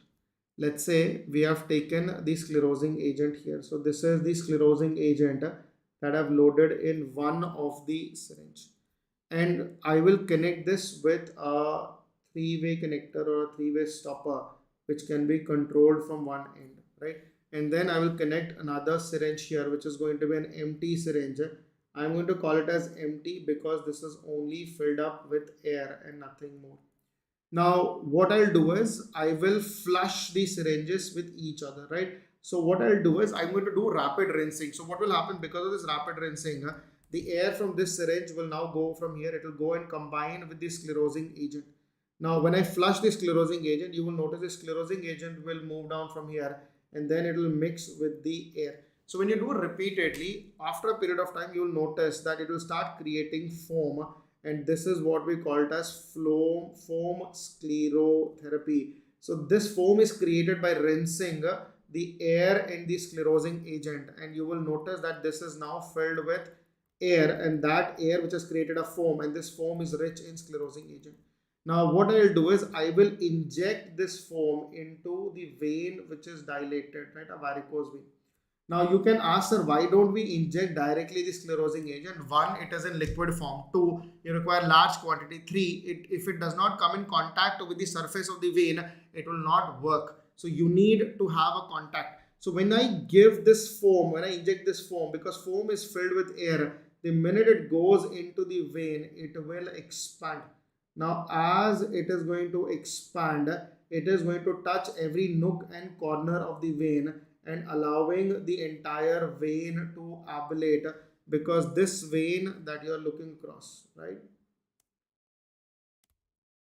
this vein, when you push the sclerosing agent, now because this foam is rich in sclerosing agent, it will come in contact with the entire surface of the vein, ablating the entire vein per se, and this is what we call it as foam sclerotherapy. Stripping is optional. It is not necessary. It is just an adjuvant. If you want to see, few patients will recommend or they want the proof that you have removed the done for the vein, and that is what we do. Phlebectomy, that is, stripping is nothing but phlebectomy. You remove the vein and show it to the patient, but it is not necessary. It is optional. Bisgard's regime is done for venous ulcer. We have a standard regime that is called as 3E regime. We educate the patient about the wound care. We'll ask the patient to elevate the limb the heel should be above the level of heart. That is the allowed or the recommended level of elevating. Another E is usage of elastic compression stocking. Usage of elastic compression stocking, and that is your triple E regime. That is your triple E regime. Clear? That is your triple E regime. That's your Pisgard's regime. Clear? Educate, elevate, usage of elastic compression stockings. So this is with respect to your varicose veins. Okay. Sure. Another important topic is DVT, that is deep vein thrombosis. Remember, the most common site for DVT, it is going to be the calf veins. If they ask if given you here, this is going to be the calf veins, the most common site for DVT. But the most common site for DVT causing pulmonary embolism, it is going to be the femoral vein DVT. It is going to be the femoral vein DVT. Now, in order to develop DVT, there has to be Virchow stride. What is a Virchow stride composes of? It composes of endothelial injury that can be because of trauma or sepsis or inflammation. There has to be an endothelial injury. There has to be stasis for blood flow because of prolonged immobilization and associated hypercoagulable state. And a hypercoagulable state that will result in DVT. All right. Now, if I say what is the investigation of choice for DVT, everybody knows it. The answer is going to be the duplex scan, as simple as that, right? Now, the management is going to be anticoagulation, and the regime for the anticoagulation that we use, you can use a low molecular weight heparin as well as warfarin, right? So, how do you start? On day 0, I will start both low molecular weight heparin as well as warfarin. I will continue on day 1. I will also do it on day 2, day 3 as well, and day 4. So I'll continue until the first 4 days, both low molecular weight heparin as well as warfarin. On day 5, I am going to stop the warfarin and continue on low molecular weight heparin. The day we stop the warfarin and continue on low molecular weight heparin is what we call it as the warfarin switch over time. It is what we call it as the warfarin switch over time. This is what we call it as the warfarin switch over time, right? Now, remember, how long will you give the warfarin? Sorry, I've written ulta.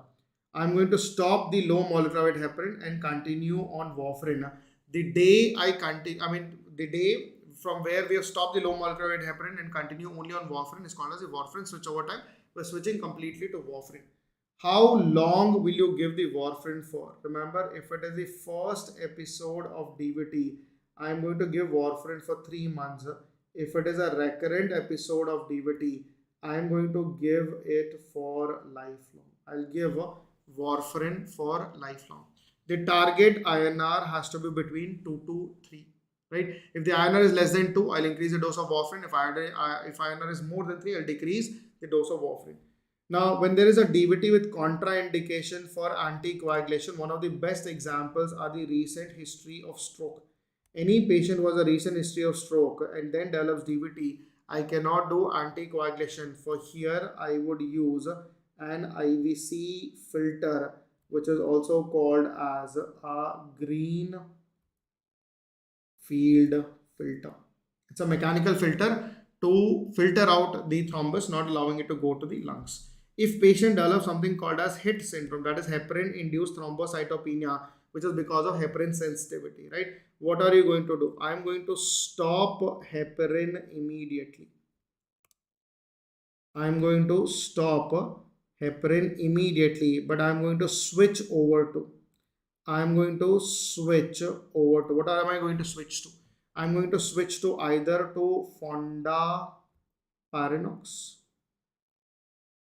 to rivaroxaban, or the apixaban. I can also use bivalirudin. Right? Remember, the fondaparinux, rivaroxaban, apixaban are the factor 10A inhibitors. Bivalirudin is the direct thrombin inhibitor. Your factor 10A inhibitors, these are factor 10A inhibitors. Bivalirudin is direct inhibitor of thrombin. It is the direct inhibitor of thrombin, right? So these are the essentials of your vascular component. Somebody is asking hernia कब आएगा? जब आएगा तब आएगा, सब कुछ आएगा, तो कुछ भी नहीं छूटेगा, ठीक है? So stay tuned, don't worry, we'll cover everything that is going to be important for the exam. Hernias are important. Hernias are bread and butter of the surgeons. How could I leave hernia? नहीं छोड़ेंगे, कुछ नहीं छोड़ेंगे, tension नहीं, ठीक है? So this is with respect to the vascular component, ठीक है? So we'll do one thing. It's 8:15 on my clock. We'll take a short break here. Resume back at 8:30 so that we can do another 2 hours of session, okay? So if you have any questions until now, you can fire it off. Any queries or any suggestions or anything that you want to interact with, I'm available. Otherwise, break it down for 15 minutes. 8:30, we'll resume back.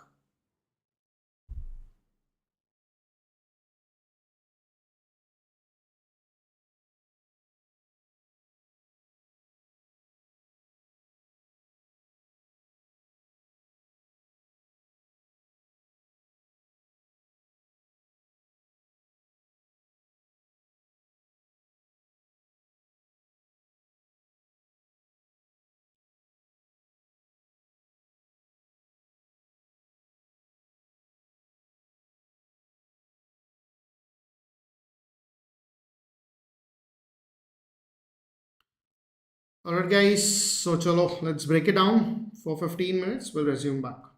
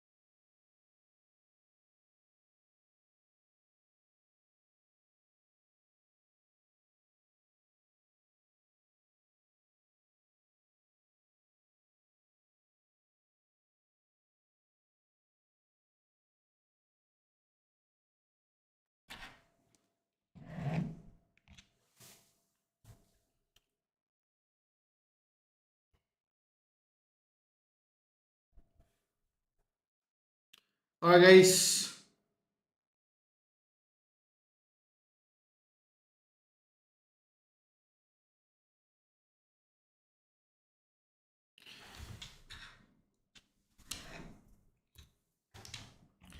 Alright, guys. So we'll be talking about a very important topic. We'll be talking about plastic surgery. All right. I'll just quickly wrap it up. Will you cover GIT in this session? Yes, definitely. I'll be covering GIT in this session.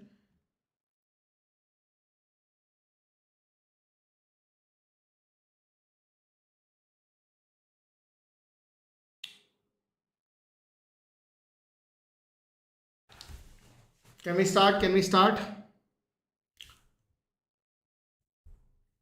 Right. So in plastic surgery, one of the important ones are the grafts. We have two variants of graft. We have the partial thickness and the full thickness. Partial thickness is also called sorry is also called as a theoch.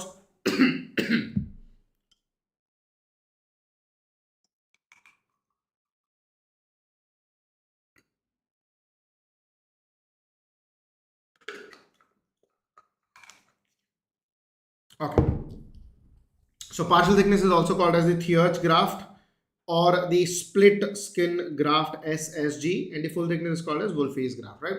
The device which is used to harvest the graft is called as the Humbee's knife, which is a manual knife that you have, and an electric dermatome, which is an automated machine. Now, how do you know that you have taken the correct amount of graft in terms of partial thickness and full thickness?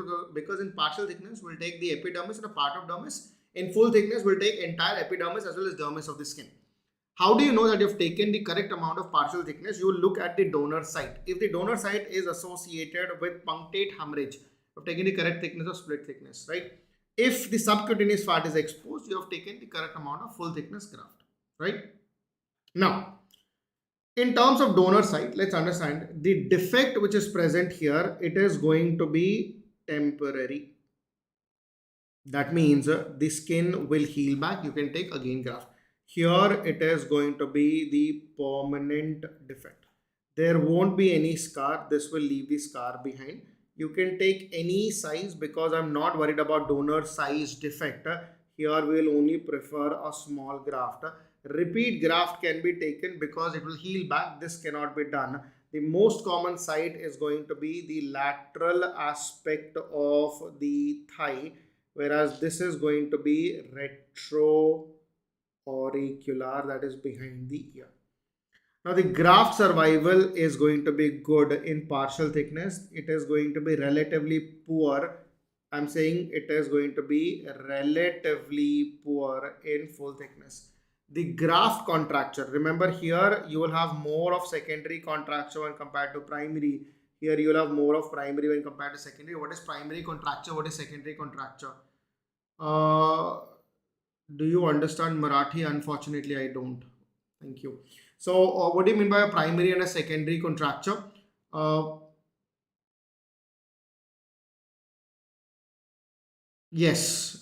See, guys, the session that I'm conducting right now should be. I'm not saying it is going to be enough, but it should help a lot in your NEET, right? So let's not get out of the focus. When it's a primary and secondary contractures, the primary contracture is the contracture that you will see as soon as you lift the graft from the donor side.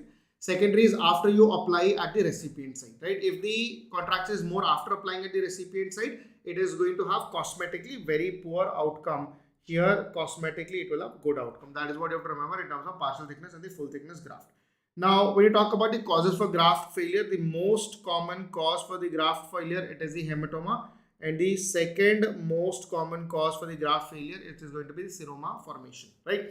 Now, in order to prevent the hematoma and the seroma collection, you have to do a technique that is called as pie crusting, right? You can see in this image, the pie crusting is basically to make small holes in the graft so that the hematoma and the seroma can escape through those pores and not get accumulated, right? Guys, PDF will be given. It will be annotated. It will be the same drawings and the writings that I have will be shared. Don't worry about it. Now, when you talk about the pie crusting, what is the added advantage? Now, pie crusting will prevent the collection, but it is added advantage. It is going to increase the surface area of the graft by anywhere between 1.5 to 6 times. That means a 10 centimeter graft can be expanded to 15 all the way to 60 centimeters, right? Now, another reason for graft failure is repeated movement of graft siting that can be prevented by immobilization of joint. Infection is very important. Remember, that is why we always conduct a pre-operative wound site culture, and if there is presence of beta hemolytic streptococci, presence of beta hemolytic streptococci, it is an absolute contraindication for skin grafting. It is an absolute contraindication for skin grafting, and obviously if there is absence of periosteum of the bone, again that is a reason for graft failure. Now, cleft lip and cleft palate repair times are absolutely important. If you have a unilateral cleft lip, the usual time of repair is 5 to 6 months. Bilateral is going to be 4 to 5 months. Soft palate has to be repaired at 6 months. Hard palate is to be repaired between 15 to 18 months, right? These are the important time periods that you need to remember. If you have a patient of both cleft palate, that is both soft and hard palate is clefted, then it will require 2 surgeries. The first surgery is only for the soft palate at 6 months, and the second surgery is to repair the hard palate between 15 to 18 months. If you have a cleft lip and palate but it is unilateral, it requires 2 surgeries. In the first surgery, it is between 5 to 6 months where I would repair the lip and the soft palate. The second surgery would be for hard palate, that is between 15 to 18 months. If you have bilateral cleft lip with palate, I will require the first surgery between 4 to 5 months. As you remember, I told you bilateral cleft lip should be repaired between 4 to 5 months. Here, you will require the first surgery between 4 to 5 months period. Here, I will repair lip with soft palate. On the other hand, here we'll go with 15 to 18 months period, right? So these are again important. I hope you'll remember the time periods for this. Okay. Now, again, nutrition is a very, very important topic, right? So when we talk about the nutritions, give me 1 second, guys. Some message from the team.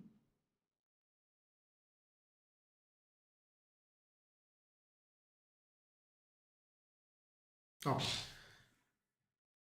All right. So any questions? Okay, chalo. Now, when we talk about nutrition in surgery, again, a very, very important topic. Okay. Now, what are the indications of total parenteral nutrition? Again, a star mark point that you have to remember. One of the most common indication is going to be short bowel syndrome, and the most common cause for short bowel syndrome is going to be acute mesenteric occlusion. When we talk about acute mesenteric occlusion, one of the major reason is your SMA, superior mesenteric artery occlusion. It is going to be the SMA occlusion or the superior mesenteric artery occlusion, right?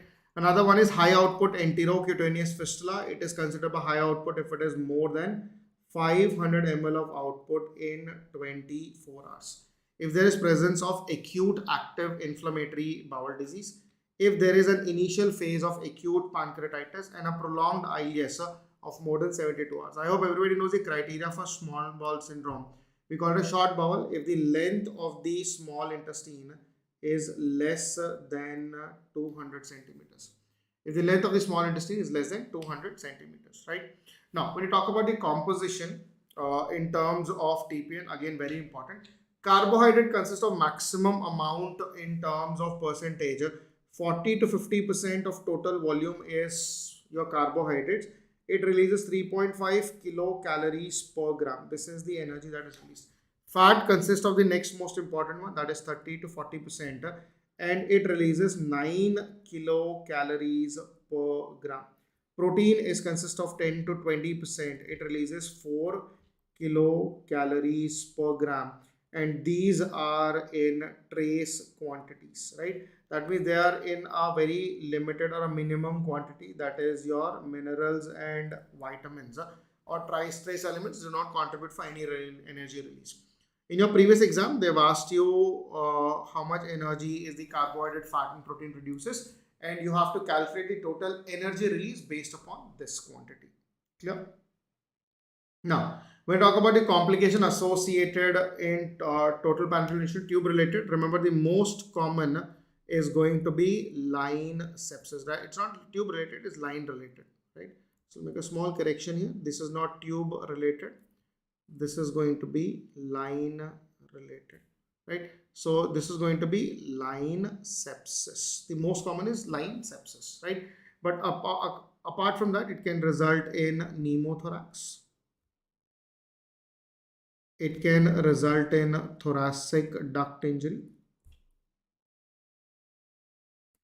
It can result in pneumothorax. It can result in thoracic duct injury.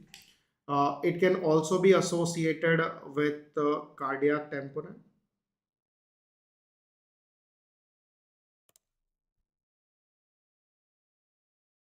It is also associated with cardiac tamponade and other issues as well.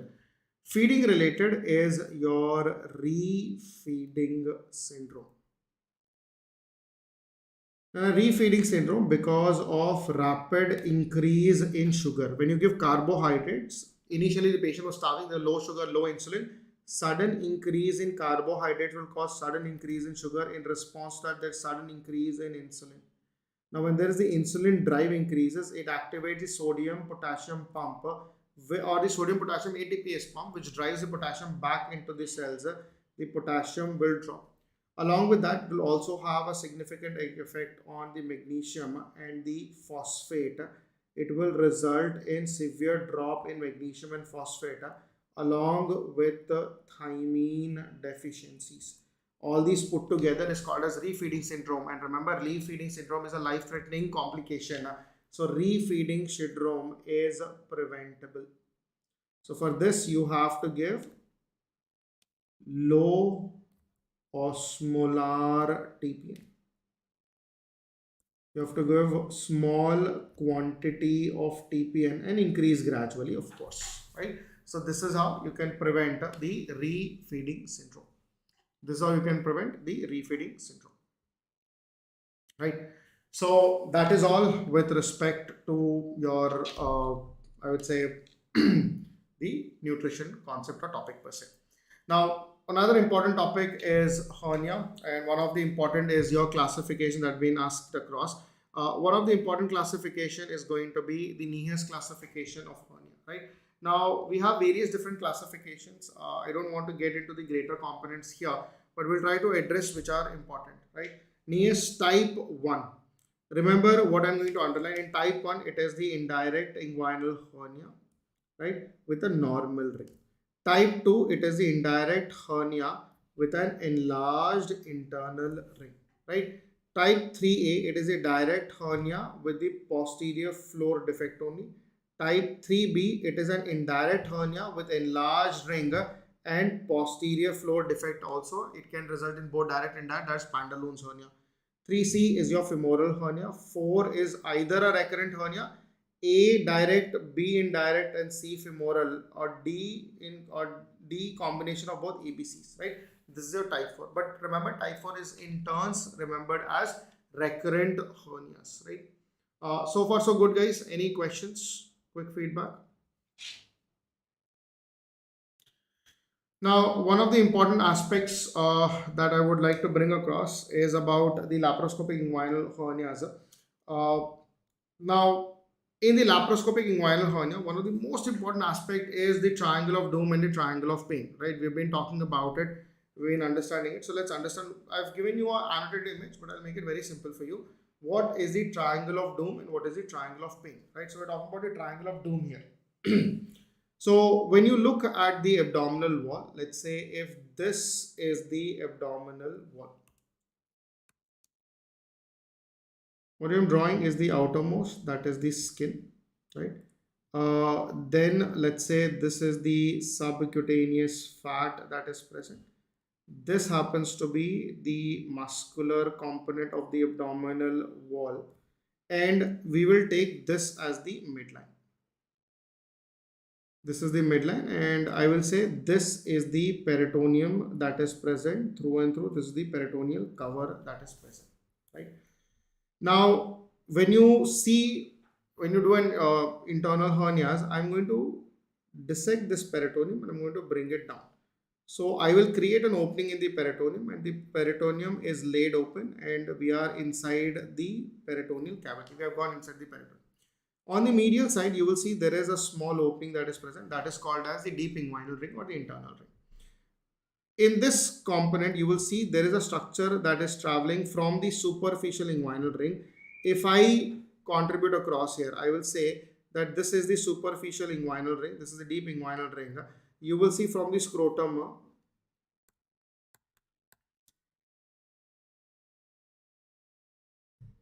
you see from the scrotum, there is this vast difference that is coming. It travels through the inguinal canal. It comes here and then turns medially. That is your vast difference. Laterally, you will see there is this gonadal vessel that is going to go across here, right? Now, if you see the area that is present, the area that is present between, short of colors, okay, the area that is present between the deep inguinal ring, the gonadal vessel, the peritoneal reflection, and the vast difference, this is what we call it as the triangle of doom, right? So the triangle of doom, we call it as doom because you have the iliac vessels which are present here, both the iliac vein as well as the iliac artery, right? Both the iliac vein as well as the iliac artery are present in this particular status, right? Now, when you look at the component in terms of it, this is the medial boundary. This happens to be the lateral boundary. This is the inferior reflection, and this happens to be the superior boundary. Okay. Now, medially it is guarded by vast difference. Laterally it is guarded by gonadal vessels. Superiorly by deep inguinal ring. Inferiorly by the peritoneal reflection. Inferiorly it is formed by the peritoneal reflection. Right. Now, what are the content of the triangle of Doom? The content of the triangle of Doom is the external iliac artery. It is the external iliac artery and the external iliac vein. So injury in this region will result in a torrential hemorrhage, and hence it is called as the triangle of doom. Same way you have the triangle of pain, which I have described it here. Now all that you have to understand is, if we give in the same context, this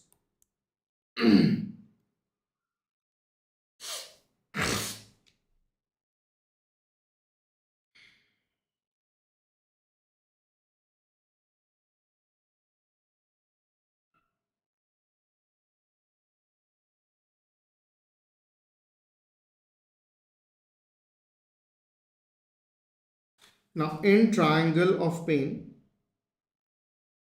when you look across here, okay. Again, this happens to be the skin, or I can say in terms of presentation, outermost. This is the subcutaneous plane. Let's say this is the abdominal wall muscles that you have. And let's say this is the peritoneal reflection that you have brought down. Right in the middle, you have, when you talk about the midline, obviously you have the pubic bone and the pubic tubercles. I'm just taking this as the mid bone. This will take as a deep inguinal ring. We told you that there is a vast difference that is traveling here. There's a gonadal vessel that is traveling here, right? Now, this area is what we call it as the iliopubic tract. Now, between, this is the lateral side. Now, this becomes the lateral boundary. This becomes the medial boundary. This becomes the inferior boundary. And this is your deep inguinal ring, that is the apex. Medially, it is now formed by vast difference. Inferiorly by peritoneal reflection. Laterally by iliopubic tract. Now, this consists of various nerves, right? The nerves which are going to be present here, that are going to be in terms of the femoral nerve. You have a nerve that is traveling across it, that is the femoral nerve. The genital branch of genitofemoral nerve, right? Then you have the lateral cutaneous nerve of thigh, right? So if you look across it, this happens to be the femoral nerve. This is the genital branch of genitofemoral nerve, and this is the lateral cutaneous nerve of thigh, and this happens to be, this is the most common nerve damage in laparoscopic inguinal hernia repair. In laparoscopic inguinal hernia repair. In a laparoscopic inguinal hernia repair. Right? So this is going to be the triangle of pain. So when you look at in this particular context, you can see this is the deep inguinal ring that is present here. This is your deep inguinal ring, also internal ring. This is the vas deferens. This is the testicular vein and the artery that is gonadal vessels. This is, you can see, the external iliac vein and the external iliac artery will run across here. This is your triangle of doom. Same with the triangle of pain. Now there is another variant that you have which is called as the corona mortis. The corona mortis is also called as the crown of death. This is also called as the crown of death. Now in the crown of death, this is an aberrant anastomosis between the inferior epigastric artery, and the obturator artery. That is what you have to remember. Right now we call it as corona mortis because this abnormal connection, it is going to lie very close to pubic tubercle. It lie very close to pubic tubercle. Now because it is going to lie very close to the pubic tubercle, and when you are fixing the mesh to the pubic tubercle with a tacker, right, that is going to cause a puncture in this vessel which will bleed very profusely. Right? Okay, clear guys?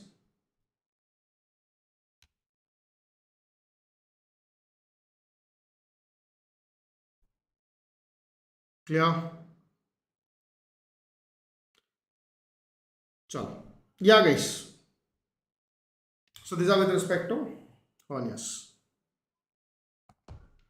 Now let's go on to a rapid mode on GIT X-rays, or the GIT imaging, which are going to be asked on very common context.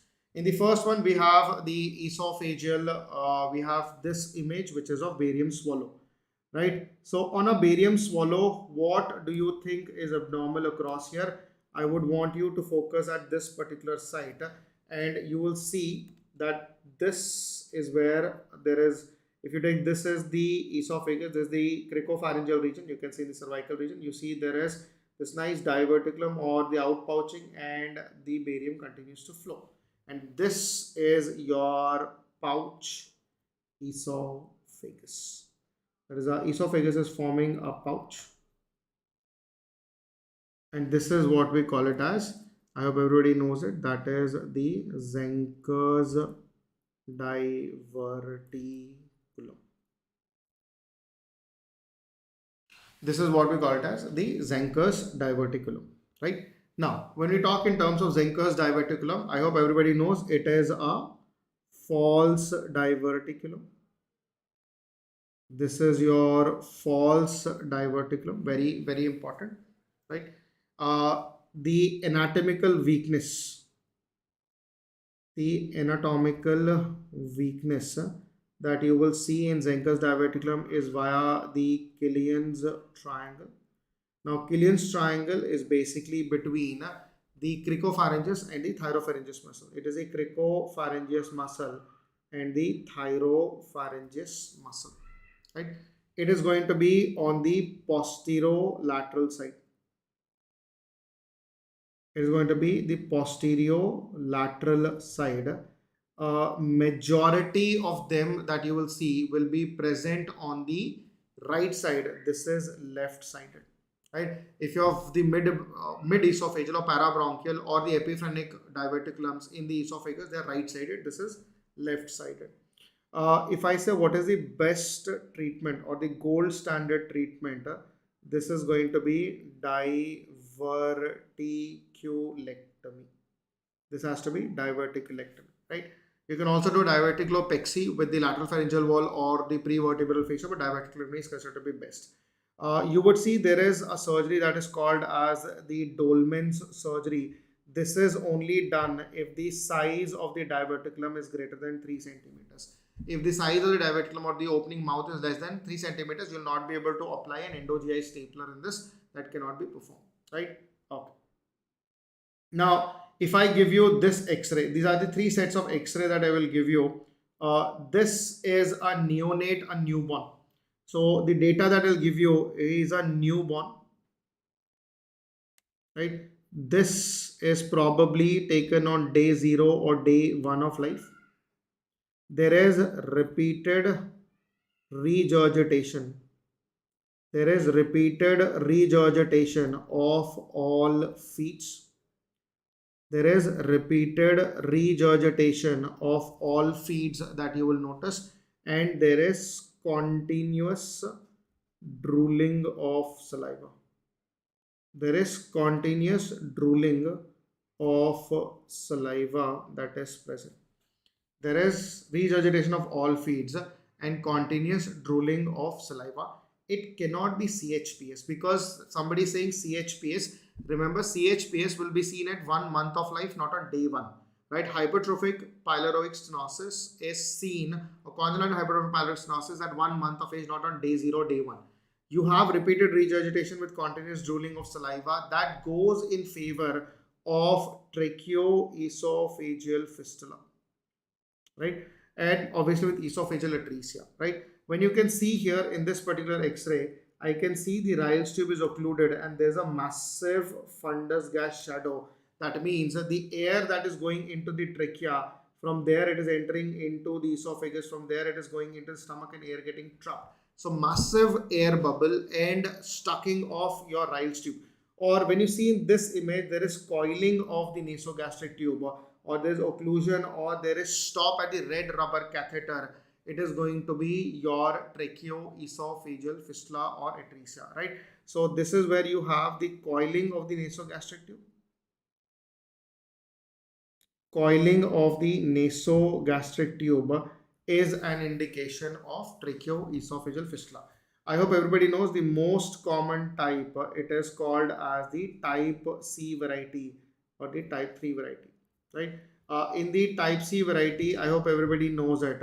It is going to be the proximal atresia with distal communication. You see, if this is the representation of the trachea, the trachea remains absolutely fine. There is no problem. The upper segment of the esophagus will have an atresia and the lower segment will be communicating with the trachea along with the esophagus, right? And this is what we call it as the tracheoesophageal fistula. That is the type C variety. That is going to be the type C variety. Yep. So another one is this X-ray. Can you spot? I've given you a marker also. This is your upper esophageal web. This is your upper esophageal web. Now the upper esophageal web, it is seen in a condition that is called as the Plummer-Vinson syndrome, or also called as, this is the alternate name, or also known as Patterson-Kelly syndrome. Also known as the Patterson-Kelly syndrome, right? Now, when you look across here, this is what we call it as the lower esophageal web. Now, the lower esophageal web, also popularly or commonly referred to as the Schatzki's ring.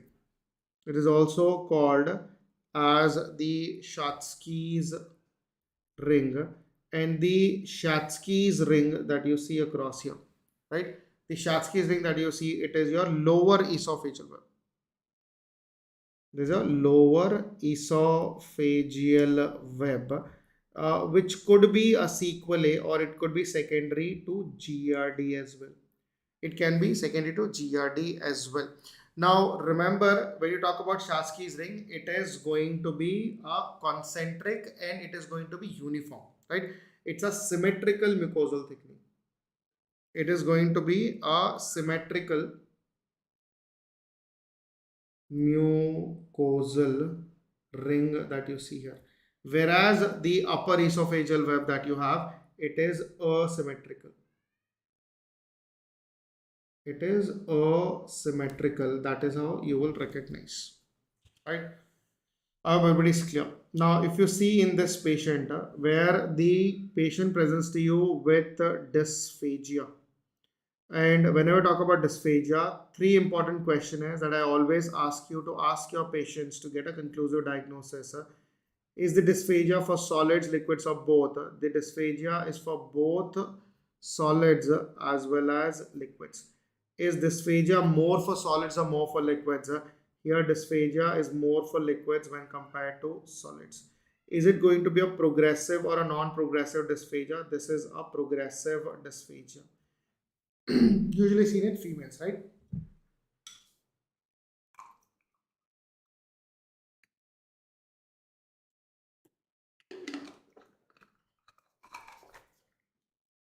Now, you have dysphagia, which is for both solids and liquids. Dysphagia is more for liquids when compared to solids, and it is progressive in nature. And on a barium swallow, you see this. This is a very characteristic, right?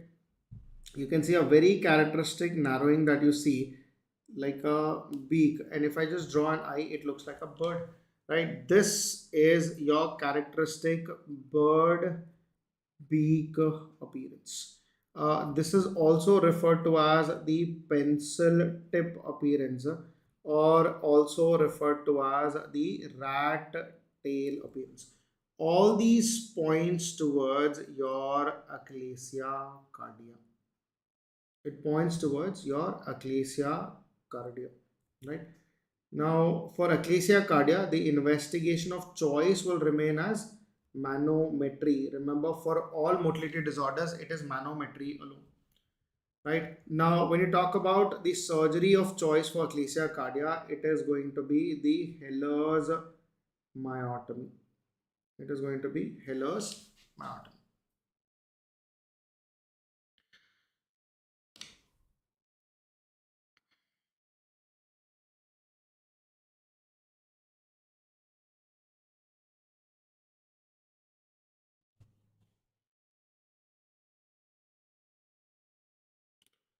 Right. So, sorry.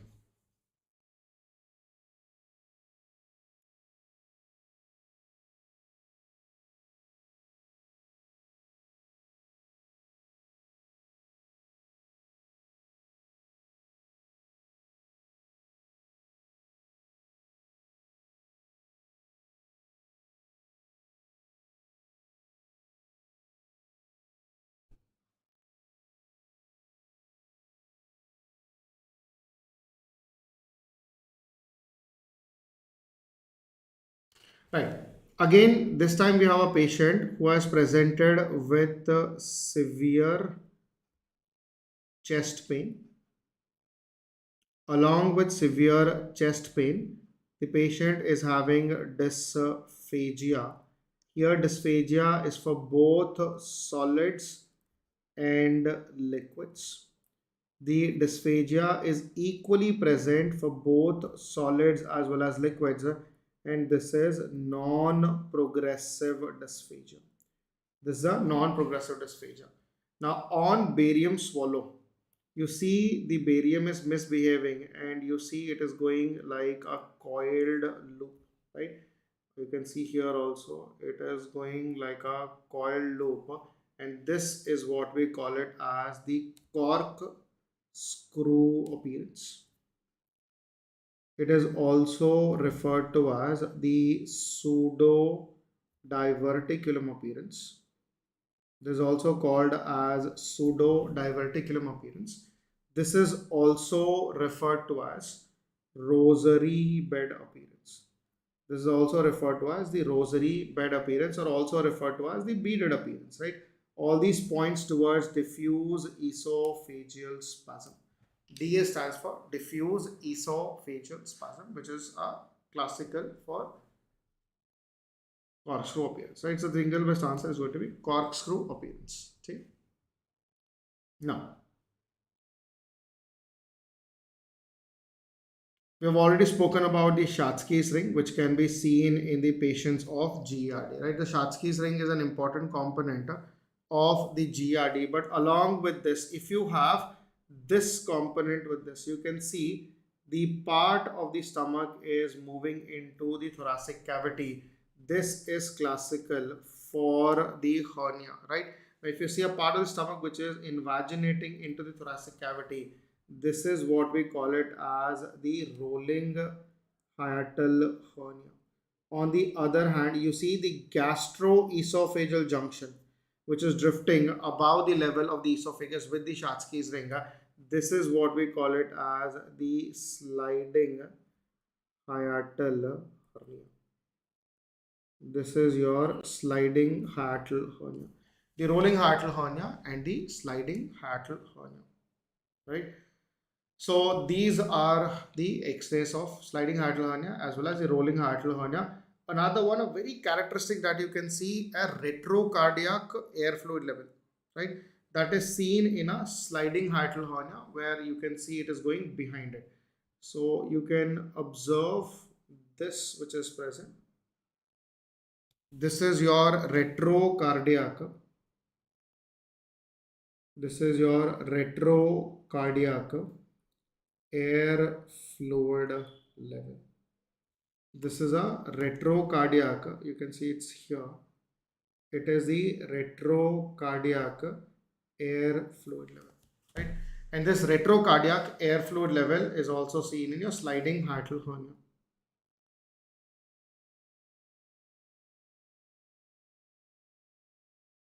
In the sliding hiatal hernia, you can see the doubling of the esophagus, and this is what we call it as the double barrel esophagus.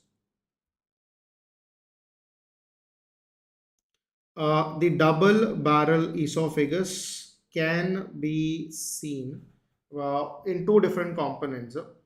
One you can see in dissecting aneurysms.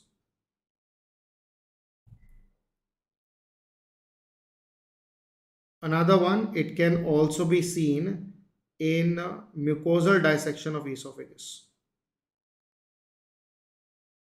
In the mucosal dissection of esophagus. On the mucosal dissection of the esophagus, right? That's a double barrel esophagus.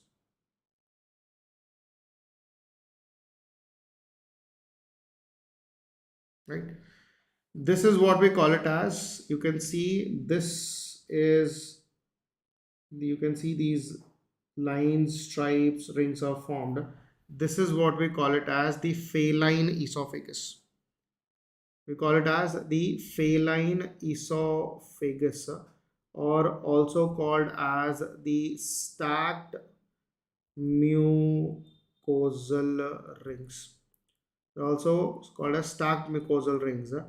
These are seen in eosinophilic esophagitis. They're seen in eosinophilic esophagitis. They're seen in eosinophilic esophagitis. If you have an X-ray which is presented to you like this, right, what are you looking at?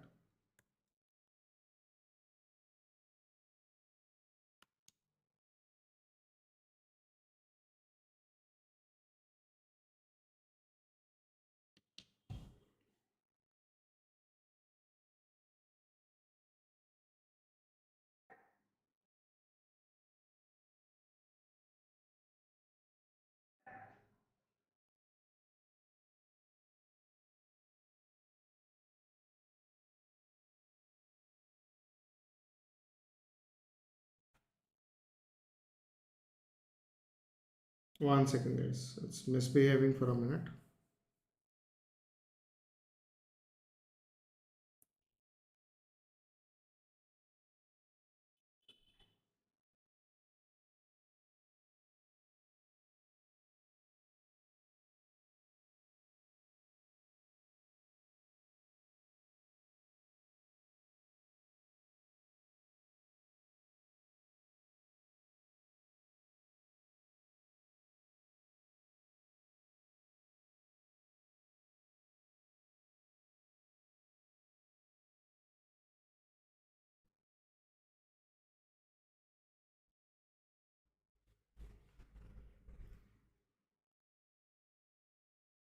Right, when you see an X-ray which has been pointed like this indicates presence of foreign body, right?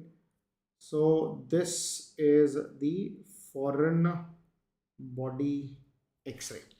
Now the problem with this foreign body is obviously in the esophagus. Foreign body in esophagus, right? Now, how to differentiate whether it is a button or is it a battery, right? How do you know if it is a button battery or if it is a coin, basically, right? Now, if it is a coin, right, the battery will give you a double ring sign, the coin will give you a single ring sign. Now, if you see very carefully here, you can notice it will have an inner ring and there is an outer ring. If there is a double ring appearance, this is a battery. We call it as the button battery. If it is a single ring appearance, this is a coin, right? This is going to be a coin. A double ring is button battery. A single ring is going to be a coin. If you see now, you'll be able to understand much better, right? So button battery will have a double ring. This is going to have basically a single ring.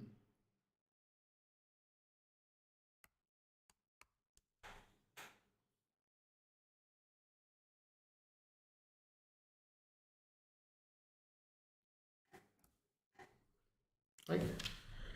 Sure. Now, if you have a baby who is 4 weeks old with gastric outlet obstruction, right, and there is presence of visible peristalsis, and the abdomen is like this, you can see there is a nice bowing here and there's a nice lump which is present.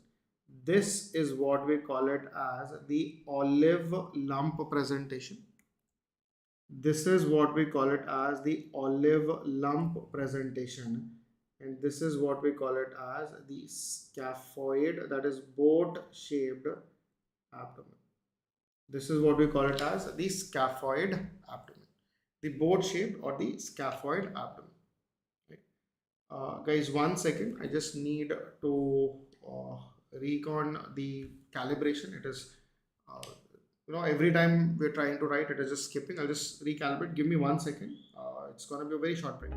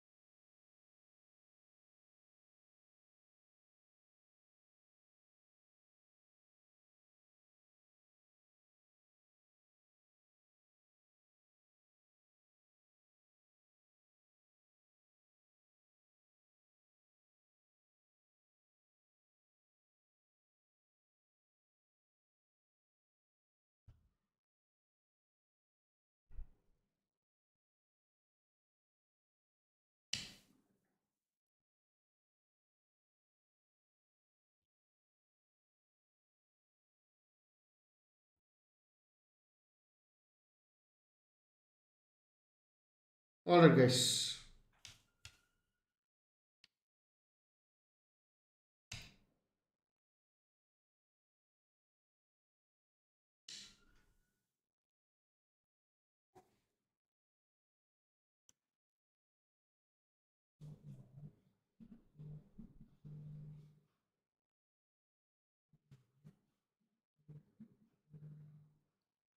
One second, guys. It is misbehaving again. Just give me a second.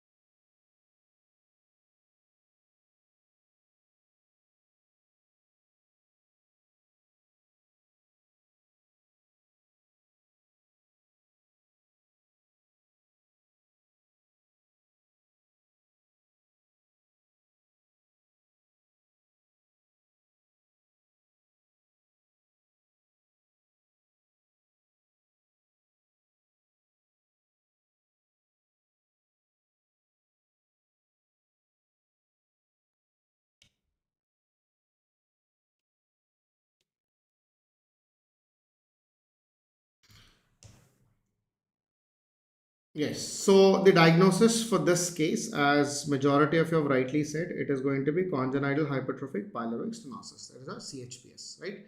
Very good. Now, the criteria for CHPS, one of the important aspects is the investigation of choice. That is going to be ultrasound. Ultrasound will present to you with a double track sign or the double track appearance.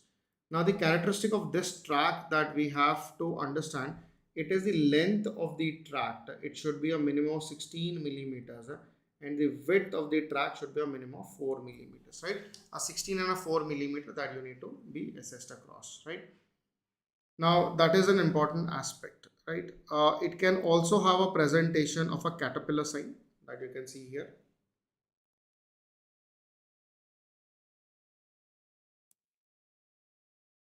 The caterpillar sign, right?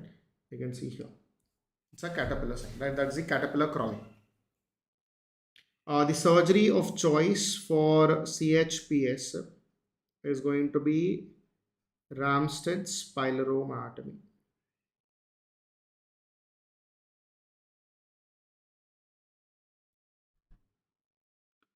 Now, this is the most frequently asked X-ray. You can see this happens to be the diaphragm. I'll just label it for you. This is the liver surface. And this is the free gas. That is the free gas under right sided diaphragm, right? This is the free gas under right diaphragm. You can see here the diaphragm is continuous and some mode of air is also there. If there's a free gas under right hemi diaphragm, this is consistent with the hollow viscous perforation. This is consistent with the hollow viscous perforation, right? The other signs that you will see in a hollow viscous perforation or this free gas and diaphragm is also called as the Regler's sign.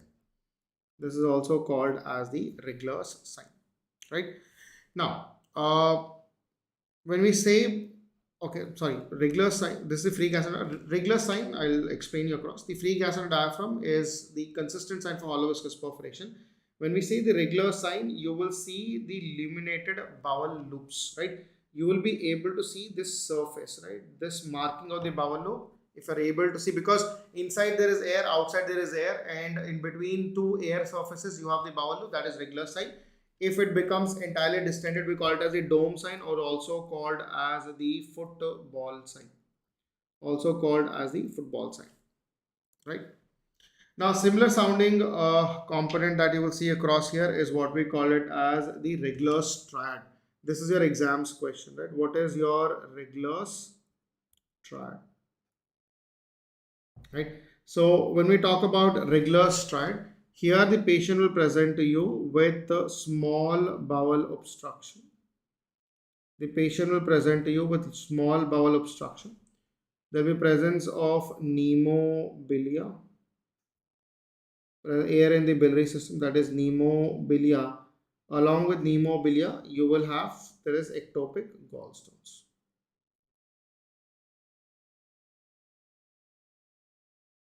Now, the cause for regular strad, it is basically because of bilioenteric fistula. It is the bilioenteric fistula. The most common site for the bilioenteric fistula, it is your cholecystoduodenal fistula. It is the cholecystoduodenal fistula. Here you can see there is one bubble here, another bubble here. This is what we call it as the double bubble sign. This is what we call it as the double bubble sign. Double bubble sign is seen in duodenal atresia. This is what we call it as duodenal atresia. Okay. In here, I hope you are able to see this fecalith, or I can say this stone-like presentation. That is going to be your ectopic gallstones. Okay.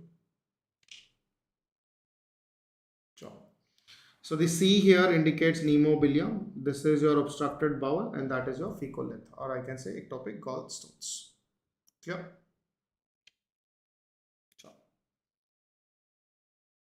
Now, when you say in terms of again a variant of your double bubble sign that you have, one is the fundus gas shadow in the stomach, another one is the duodenal gas, right? Double bubble sign again, right?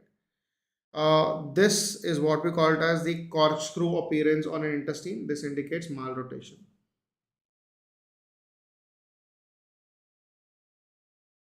Corkscrew appearance of intestine.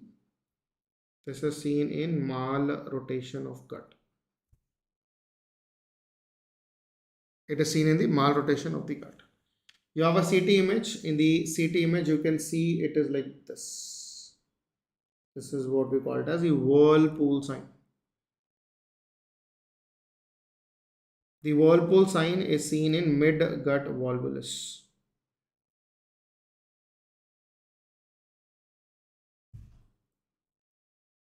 It is seen in mid-gut volvulus, right? Now, the last X-rays that I would like to discuss, how do you differentiate between a small bowel obstruction and a large bowel obstruction? This is your small bowel obstruction. This is your large bowel obstruction.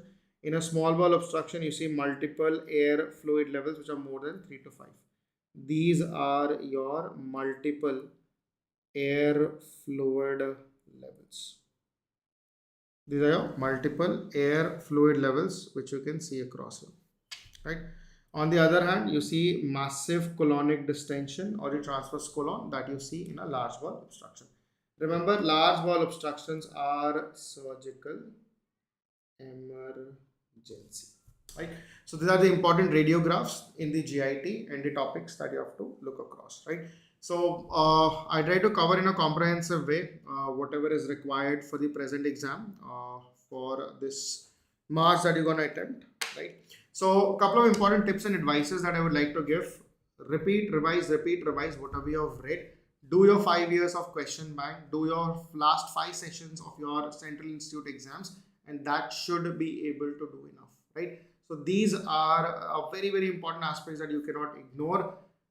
All that we have done in the rapid revision series that we have done in the sprint, it is all about the high yield topics. Yes, the concepts are much more deeper and the presenting factors are also very important. Because of the time constraint, we have tried to do it as well as possible. I will be seeing you guys very frequently on the YouTube sessions with respect to our PW Med ed that we are going to look across. A sprint is just a push for all of you. We'll stay in touch. If you have any questions, I'm here for you. Otherwise, signing off for the session. Thank you, guys.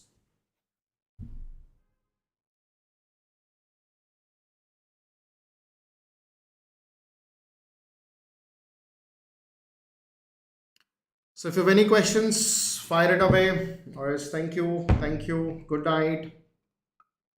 Prepare well, read well. See you guys again.